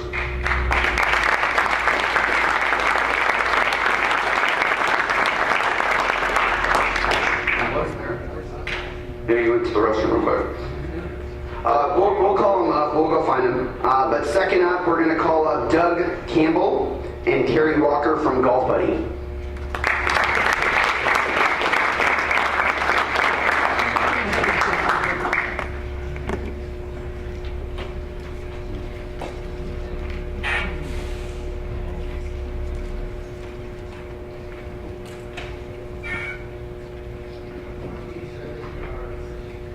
On behalf of Golf Buddy, I'd like to just thank the committee, thank the president, and all of you members for inviting us to be at this meeting and other meetings. It really gives us as a company an understanding of how we can help and to support the PGA. And as I've said in the past, we support it on a national level as well as in sections, and this is obviously one of the strongest sections that we represent or sponsor throughout the year. But with that, we have a lot of new product coming out, and Golf Buddy is going nowhere. We're stronger than ever, almost as strong as your financials looking here. So hopefully we can grow together as the years go on, and we're really just here to say that we appreciate your support, and anything that we can do to support your tournaments or support other events that you have at your individual clubs, we always step up and try to do what we can do to support you there too. So Kerry Walker is the southern side, and I'm the northern side, and I also handle the PGA involvement with the contracts. Thanks everyone for being here today. We just wanted to let you know we got some really neat, exciting products coming out for 2014, 2015. We'll be obviously calling on you. We got a new handheld called the PT4. That's the largest handheld. It's a 4-inch screen, so it's the largest handheld on the market today. And for the first time ever, we're coming out with a new handheld laser that we've launched over in Europe. It's been incredible. So look forward to showing everybody all the new products. And have a great day and have a great tournament.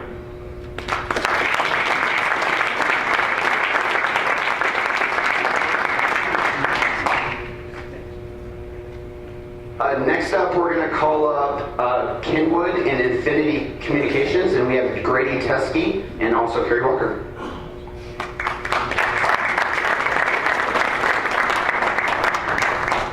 Thank you.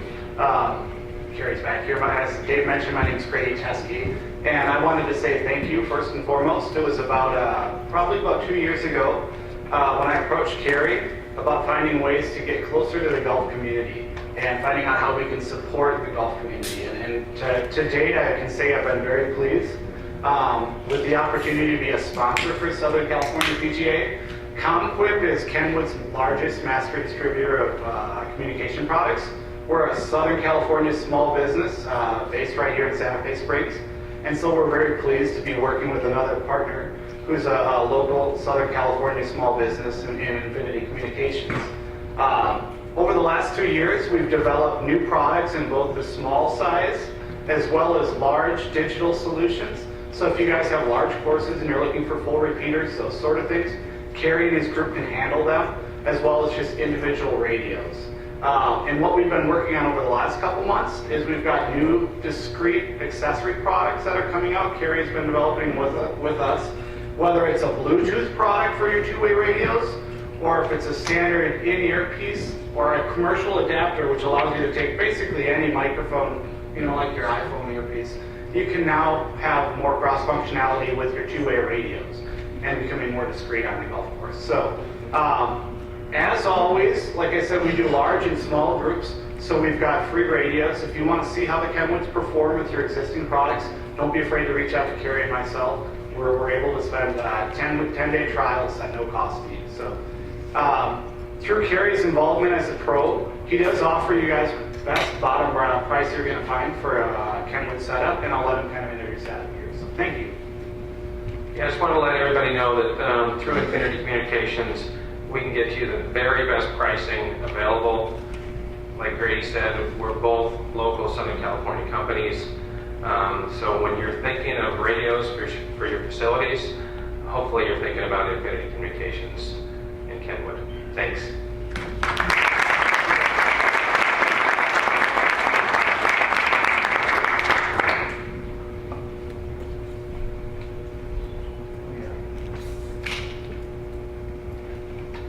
I think our rules officials and also our staff can attest to using Kenwood radios. We use them at all of our events. They're fantastic, so definitely reach out to them.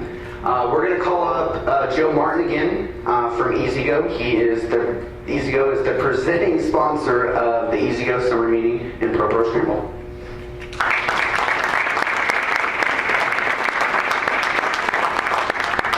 Thank you. I'll try not to repeat myself. On behalf of EasyGo, my regional manager, Steve Monteith, Scott Stevens, who handles our San Diego and Riverside County areas, thank you so much for your partnership, for your business in the future. Please know that EasyGo will continue to be bringing the leading technology products to the market, as well as all new products from our beverage cars to our new utility vehicles, 72 volts that has a 50-mile range on a single charge. The technology is getting better and better. We're proud to be a part of the leading group to bring it to you. Steve Monteith could not be here today. He's serving 3 to 5 days in Augusta. It's an awful sentence for him. Scott Stevens is on vacation, but they all both wanted me to offer their thanks to you and continue good works in the business. Thank you so much.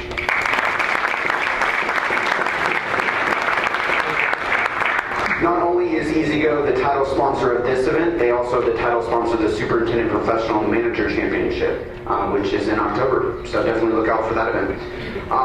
Next up, we're going to call one of our newer sponsors. They actually not really a newer sponsor. They've always been on a web banner on our website, but this is the first time for them to speak in front of you. It's been a fantastic relationship. I met him at the PGA show in Orlando. I'm going to say his name wrong, so I apologize, John. But we have John Bezjacek. Okay, perfect.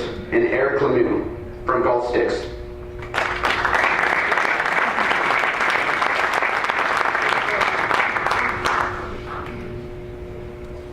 Thank you, David.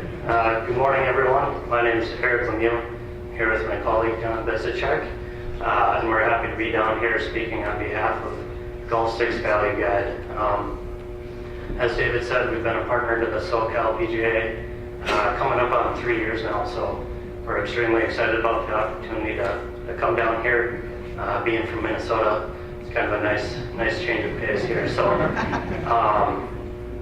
just thought we could start out by doing a show of hands to see who here is familiar with Golf States, whether you've worked with us in the past or seen our name on the website. So awesome. Well, we certainly appreciate the support and again the opportunity to come down here, introduce ourselves to you, tell you a little bit more about our services and how we can be a benefit to you and your facility. So with that being said, I'm going to hand on over to John. Yeah, thanks again, guys, for having us out here. It's definitely a nice change of pace. So we've got our table up there with a lot of information. I know some of you have stopped by already, so we'll keep it short. But our two main services are, with our newly launched website at the beginning of April, is customizing a proprietary trade-in program specific for your club. So if you're offering a trade program, it looks like, for example, a Temecula Inn and Resort, trade-in program versus a third-party company. So it's a great way to customize a loyal service to create for your members. And then lastly, the other service that we're known for is our excess inventory service. So for the rental sets, demo inventory, and we've even just got into, over the last handful of years, apparel, whether that's logoed or not, balls, bags, shoes, hats, you name it. So if you're looking for a clean way to efficiently get rid of any excess inventory, we prepay for all of it. So we'll send you out a check up front for anything you guys would like to consider moving out of the shop. It's just obviously a great way to keep the inventory fresh for your membership. So we look forward to hearing from you guys and the opportunity to work with you guys and see you at a meeting down the road here this summer. So thanks again.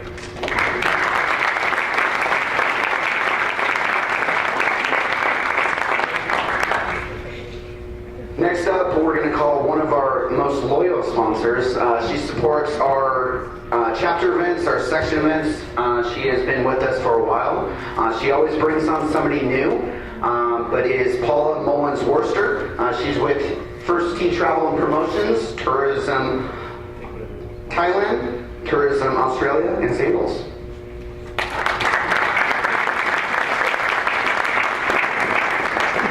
It's always a pleasure to see you guys.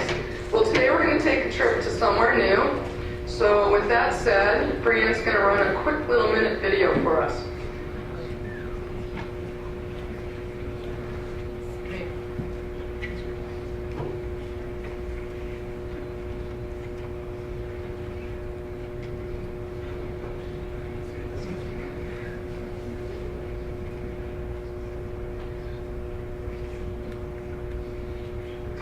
Welcome to Sandals, a luxurious paradise created for two people in love, where the magic of the Caribbean will stir your soul, and the caring staff will steal your heart. They said the all-inclusive vacation and quality could never go together. Never say never. Sandals has spent the last 25 years perfecting the all-inclusive vacation, bringing more luxury, quality, choice, and service to unprecedented levels. We built the most spectacular resorts and set them on the Caribbean's best beaches. We grew gardens as lovely as Eden's and created pools as big as the Caribbean sky, giving them majestic swim-up pool bars. We included scuba diving and golf to meet every sporting challenge and offered up to 11 gourmet specialty restaurants per resort with white glove service, including unlimited premium brand drinks with 0 tabs. Then they said all-inclusive and luxury could never go together. Never say never. Then we served up a surprising industry first by introducing personal butlers, normally reserved for royalty, and trained by the Professional Guild of English Butlers. So when the butler did it at Sandals, Sandals did it again.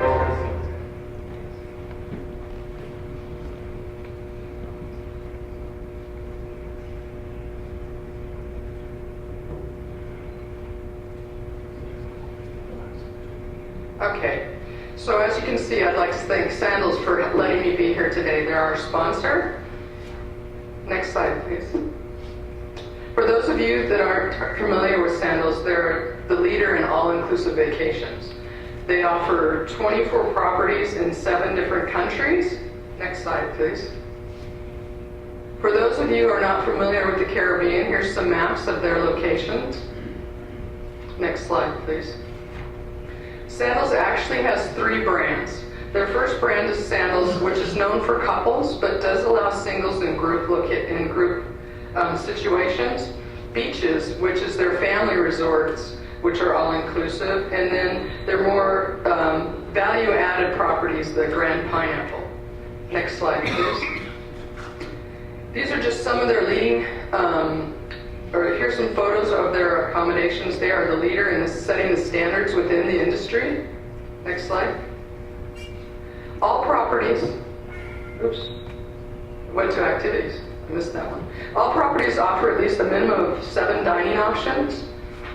And as Sandals being we're not in sequence, but that's okay.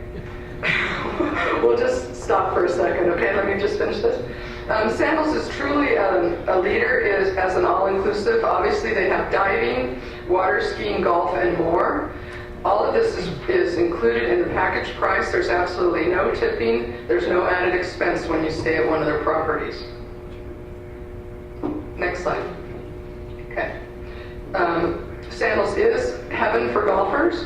They have several different all-inclusive resorts within the Caribbean. They provide all free transfers. You can play endless rounds in Ocho Rio and in St. Lucia. The new Emerald Bay property allows 2 rounds in all room categories and unlimited rounds within their butler categories. Okay. Here's a really quick comparison of 3 of their properties so you can see all the different variables and how quick it is and easy to get it to their properties from Miami. Next slide. Oh, go past that, thank you. Please enjoy a few shots of their golf facilities while I discuss some of the promotions they have for pros. They've got a program where if you get 8 rooms, the 9th room's free, all inclusive for you and your wife, during the months of September and October. During November and December, you get 11 rooms and the 12th room's free. Emerald Bay is really a special location. It is a Greg Norman course, and it's world-renowned. It's won a lot of awards. So with 14 rooms, you get the 15th room free. In addition to that, they're having tremendous specials if you book before the end of summer with a savings of 65% off all room categories. Okay. With that, I'd just like to thank you. And you can see on the tables that First Tee Travel offers a lot of other destinations. We want you to know that we are a full-service travel agency, and we'd like to partner with you guys. So feel free to call us and discuss any type of opportunities you'd like to have with travel. Thanks again.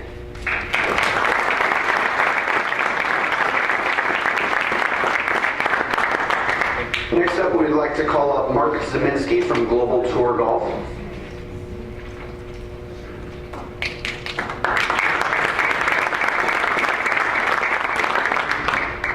Hey everyone, how are we doing? Looking forward to some good golf, I suppose, here. Hopefully everybody's familiar with Global Tour Golf. We've been a sponsor for the section for 20 years now. And I'm not sure how many other than I don't think there's any other accessories companies that are consistently giving back to you guys. And we just want to know that we appreciate everything that you do for us, and it goes both ways. So we feel like this is a great investment for us. Let's talk about what Global is not real fast. Some of you don't know who Global is.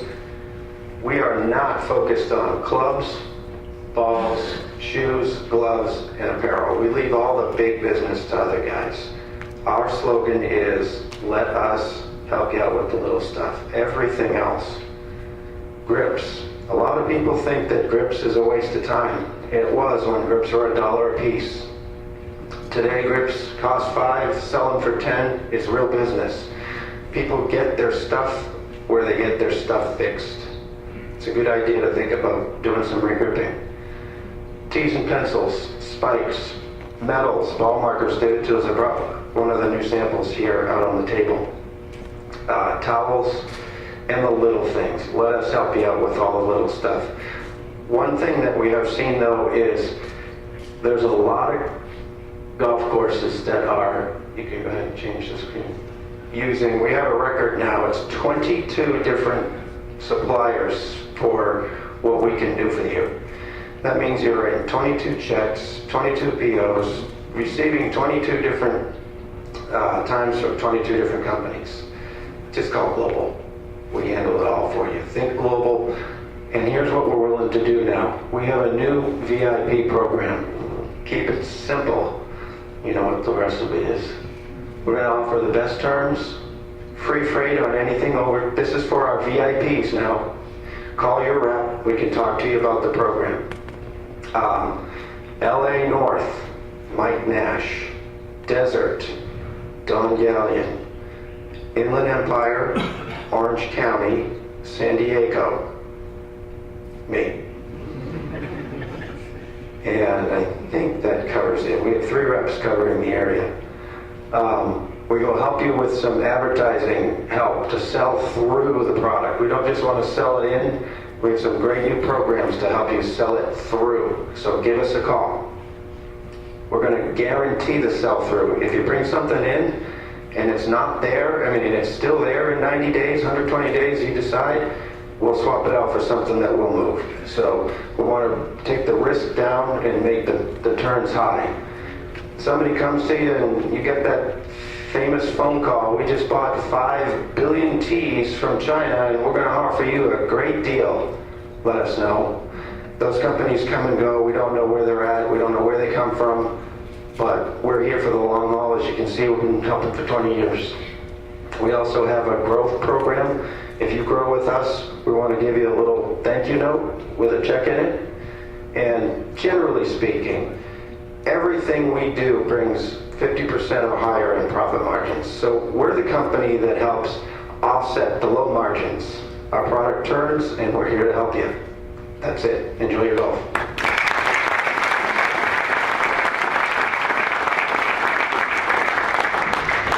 Next up, we're going to call up David Miller from Mizuno.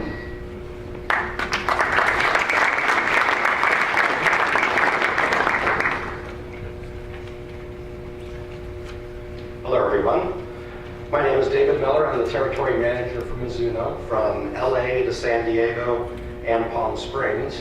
On behalf of Mizuno, we'd like to thank you for all of your support and everything you guys do to grow this game we love. This year's been a little bit of a challenge for hard goods. It's been a little bit soft this year, and even with that being said, Mizuno's been able to grow our market share for the 3rd year in a row. And a lot of this has to do with our industry-leading fitting cart. Our custom department is fantastic, and I see some familiar faces here that have our fitting cart, and if you ask them, they'll vouch for that. The simplicity of the cart and our great custom department really help with this. As most of you know, more and more of this business in hard goods is turning into a custom business. And as a Mizuno fitting cart account, you receive many benefits, not just being listed on our website, as a PFS account, discounts on pricing programs, but we also offer 2-day order turnaround with 2-day air shipping at ground rates. So as you know, there's no better way to make that demanding customer or member happy than to get them their new clubs fast and to get them correct. As far as Mizuno's concerned, a lot of us grew up recognizing the brand, and I'm sure if I asked what do you think of when you hear Mizuno, I'm sure a lot of you would say, oh, we make great forged clubs or irons for better players, and that's true. We're never going to abandon that. But that being said, our best-selling iron last year was our JPX 825, which is our most forgiving cast club. And we're now 70% JPX line to 30% MP. JPX being our game improvement line. So we've really turned that corner, and we really do make an iron for all player abilities, and we fit the demographics for any facility. We're really not just for better players anymore.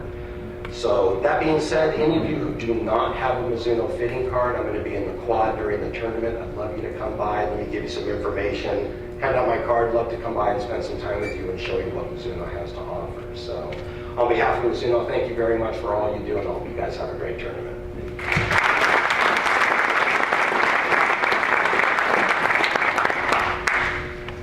Next up, we're going to call from FlightScope, PGA member Mike Davis.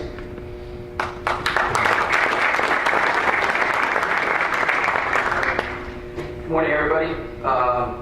I may be a familiar face to some of you. I've been a PGA member here for quite some time, but recently I've come on board with FlightScope. Tim Tomlinson has been a rep in the area for quite some time. He's the San Diego desert rep. He couldn't make it today. I cover the LA, Orange County, Las Vegas area. But by a show of hands, who uses radar in their club fitting or teaching at this point? So it's still a very small group. This is a big evolving technology in teaching and club fitting at this point. So all the new ball flight laws have to do with the deplane and the reintroduction of some of the philosophies is a really big deal right now. So I'm just here, I don't want to take a lot of time, but I want to offer everybody a couple of deals we have right now. We have 3 different pieces of technology now. We have the X2, which gives you all the deplane data, 23 parameters of ball flight and golf club. If you attend the FlightScope Academy at the Kingdom, June 30th, there's a $2,000 discount on the X2. The special for the month is $1,000 off and a free iPad Air. So if anybody wants to do a live demo, please contact me. I'll be happy to come to your facility. I also will be on the driving range today to show everybody what we got. So play well.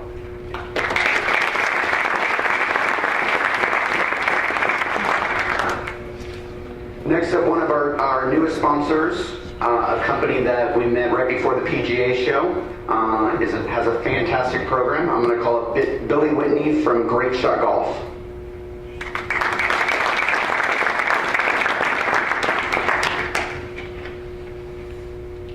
I want to thank you guys for having us here, new sponsor, David for all his help, for getting us out here. We are a new hole-in-one insurance company, and what is different about us and there are other companies out there, everyone should have one of these flyers on their table. Is first, pro loyalty program is for you guys. Every event you buy through us, we give 6% commission back to your pocket. Pro member $1 Million Challenge. You buy an event and one of your members makes a hole-in-one. Yourself and that member will be flown to Desert Mountain, all expenses paid for. A purse for the pros, and at the end, a shootout for $1 million. Charity events. We give back program. For all your charity events, if the prize is $20,000, we will insure for 10% more, no additional cost. If the hole-in-one is made, 10%. So at $2,000 will be given back to the charity on our behalf.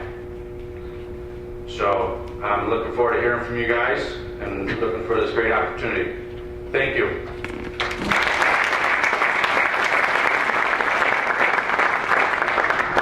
One more time, a round of applause for this year's EasyGo Summer Meeting Program.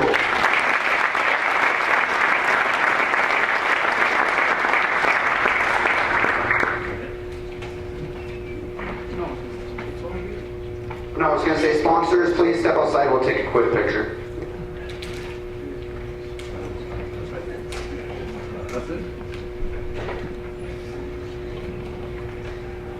Now, thanks again to all of our generous sponsors, and David, thank you. Let's make this the first call for old business, please. Anything old you want to talk about besides Tom? You open to that for actually is a youthful old. Anything at all that's aging that you want to talk about? Well, then let's make this the first call for new business. Yes, please.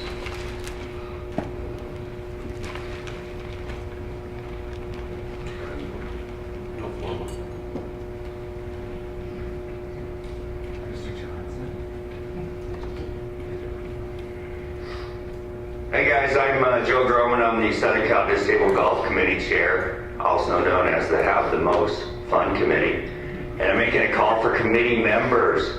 I need some guys on that committee, so if anybody's interested in getting a committee, that would be the one to get on. Also, we have our 2 big events this month. June 10th, we have our 9th annual Special Ed Kids Clinic at the Navy Golf Course. Love to see a lot of you there. June 30th, we have our 15th annual golf clinic for the junior blind. Again, these are our 2 big events. We also, May 23rd, we're going to be at Pendleton for our monthly Wounded Warrior Clinic. So everyone's welcome to join that. So thank you.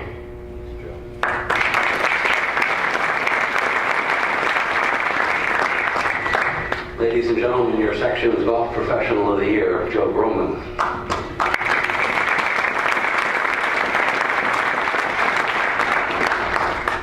Is there any other new business? Last call for new business. All right, well, we'll move into the always exciting open forum, and then we'll conclude the meeting. And before I do, and we move into the open forum, I want to make an announcement. Last night at your board of directors meeting, we've reached conclusion, unanimous conclusion on your new officer for the section. And at this time, I'd like to congratulate and welcome Tony Latendre from Newport Beach Country Club as the incoming secretary of your section. Tony?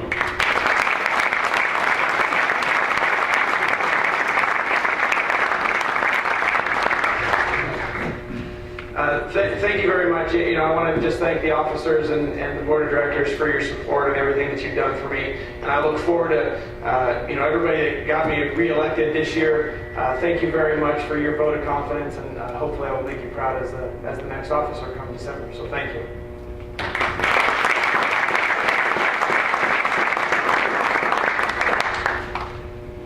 Tony's looking forward to an exciting 8 years. And, thank you very much. All right, this is an open forum. We can talk about anything you want to talk about. Good things, bad things, things that we can do better. And I would open the floor, please, for any comments you might have.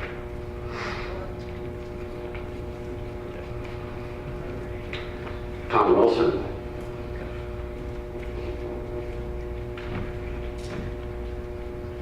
Probably should have been under new business, but because I want to bring you all up to date on some educational process or programs that are coming up here before the end of the year. And before I do that, I want to also thank Bill Hartley for being here.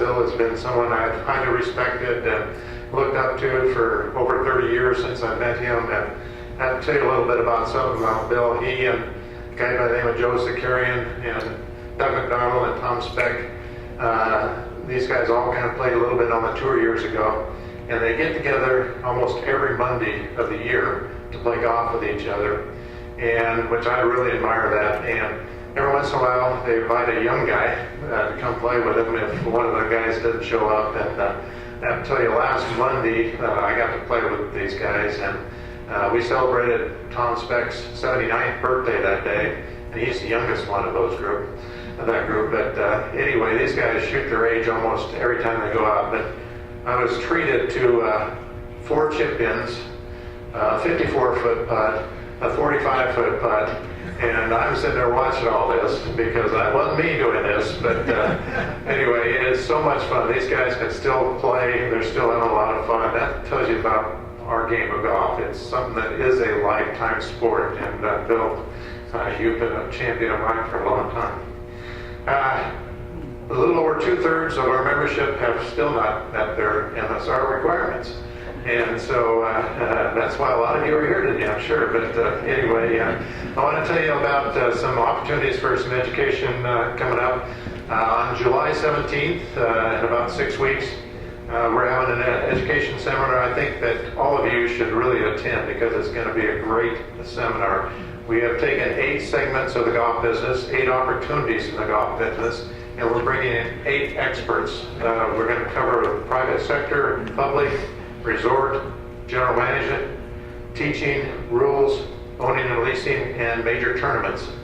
And we're going to have 8 of our own members that are experts in each one of these fields. They're going to tell you how they got to where they are, what's important in their business to be successful in their business, and give you an idea of the kind of range of income that you can make in each one of those areas. So it's going to be at our section office. You'll see an entry form coming out here shortly.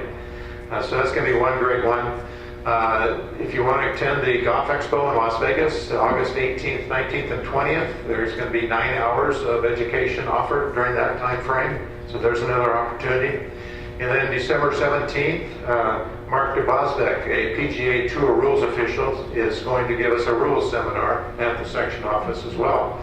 So those are 3 great opportunities for you to get up to speed on your MSR points. So hope you'll take advantage of it. Thanks.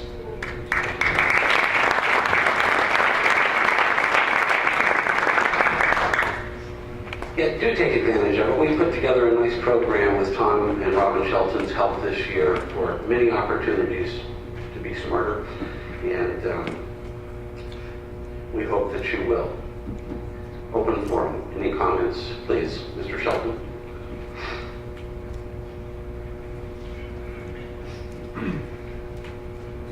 I just want to piggyback on Tom's ploy or opportunity to make an announcement. Some of you may know we do have a apprentice program called the Launchpad, which basically we do it 1 hour a week, Thursdays at 4 o'clock and, Wednesdays at 4 o'clock, Thursdays at 9 o'clock. Basically, it's designed for level 1 apprentices to basically complete one activity of their level 1 work experience portfolio during that 1 hour. So over the course of about 3.5 months, if your apprentice is involved in it, he or she will complete their work experience level 1 portfolio during that time.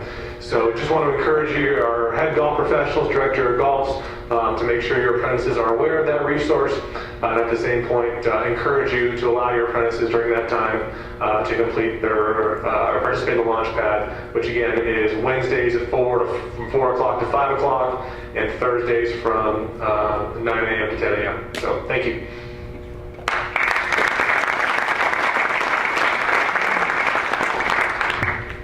Robin has done a lovely job with the Launchpad, as many of you hopefully have seen, and hope that that continues. Thank you for your energy and effort on that behalf. So how are we doing? The program, e-news, Tournament Tribune, could it be better? Are you getting enough information, too much? Just the right amount? I'd really like to take a moment and thank Brianne Mitchell, who really runs our communication department and really does a masterful job in producing all of the things that we read and all the information we share. So, Brianne, thank you very much.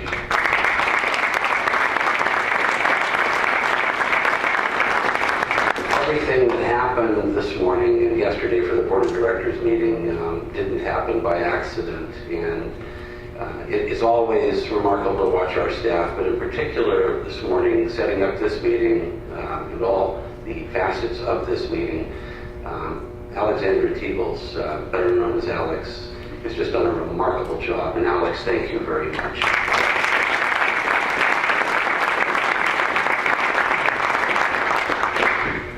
We're speaking with the LPGA. For the last couple of years, we've been trying to form an alliance with our sisters. It's not been easy because their president was in the Northwest in Seattle, and there wasn't a lot of communication.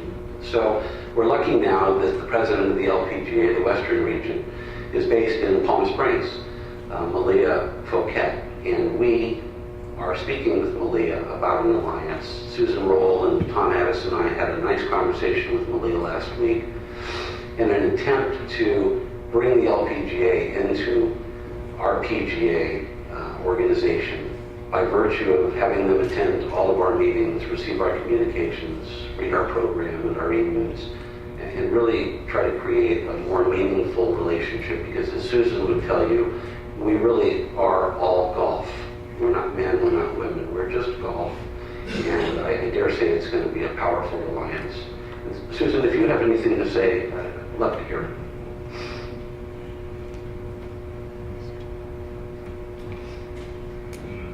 Well, thank you.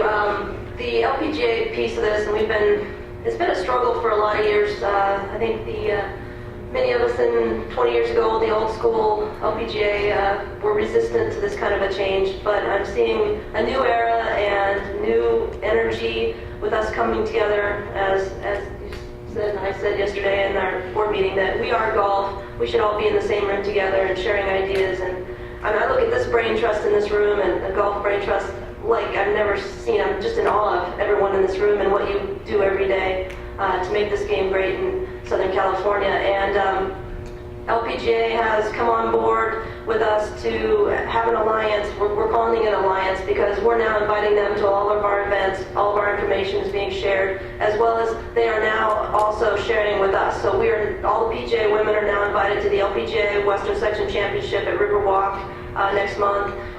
We have been invited to partake and qualify if they top 8 at the LPGA Championship The TNCP division will go on to the new PGA championship for women. So that's really exciting stuff.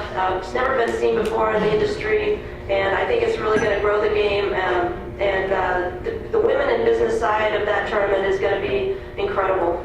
The other thing I wanted to mention is there's a great thing the National Golf Foundation put out on the dashboard. It's called the Female Factor. And a lot of what we're doing right now and saying, you know, we're just all in golf.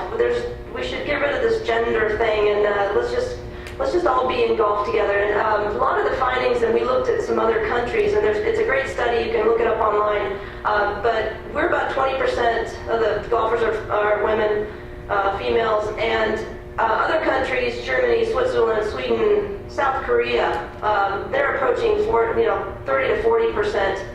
Female golfers. They're doing a much better job than we are. And I think we can learn a lot from what they're telling us that they do. I'm going to share just a couple of those highlights because I think it's really important that a lot of this we can do immediately. Some of this we're going to need national and a larger conversation to pull some of this off. But I know we can get there.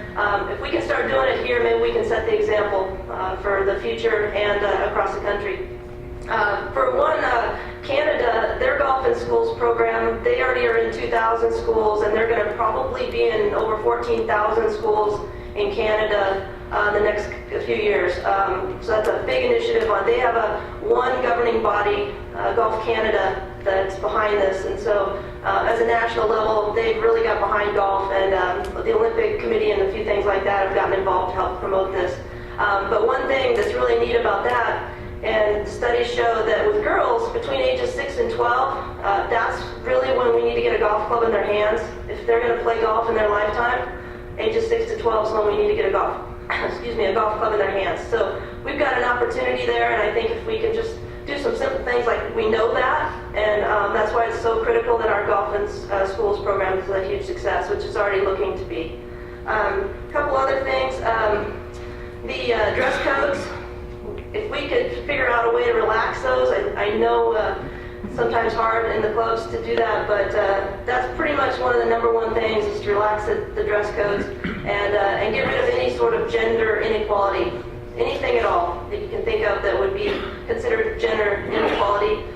Even to the point where we level the playing field and it's just tournaments, we all play in the same tournaments, we play from our own tees, it's handicapped, and we're just golfers, we just play together. I don't think we've probably done that in our country as well as we could. But I think it's definitely a shift to make.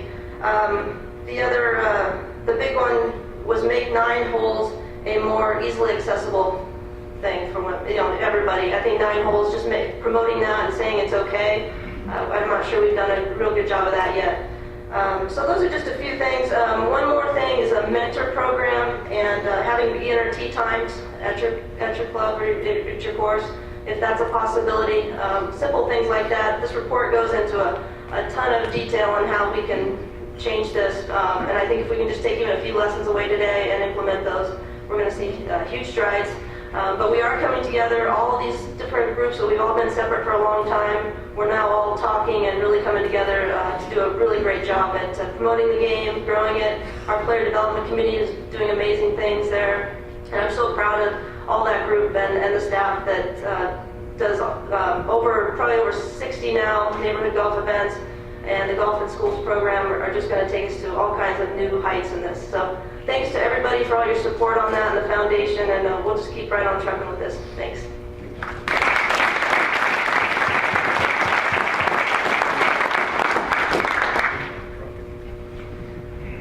I'd like to publicly thank Kim Falcone, who's graciously accepted the role of tournament chair for the women's organization. Kim, thank you very much. Thank you.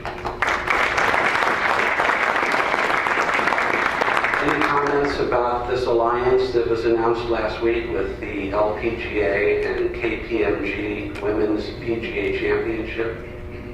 There's been a little aggravation from some, but a great deal of joy from others. I think the wherewithal the association brings to promoting the remarkably talented players on the LPGA Tour by virtue of this deal is going to be huge. The purses are going to increase. There's certainly going to be an opportunity for more exposure with NBC, as Bill had mentioned earlier. But I think all in all, it's a good thing. And I want you to know as well that our membership from women in the section has grown from 92 just 2 years ago to 110. So there's definitely a surge, and it's a welcome one. Open forum.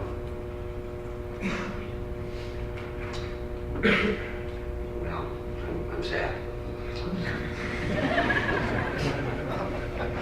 Well, with that, I want to thank you, and I want you to know in closing that your board of directors is really committed to your professional lives, as is our staff. And if there's anything any of you need at any time, you need only pick up the phone.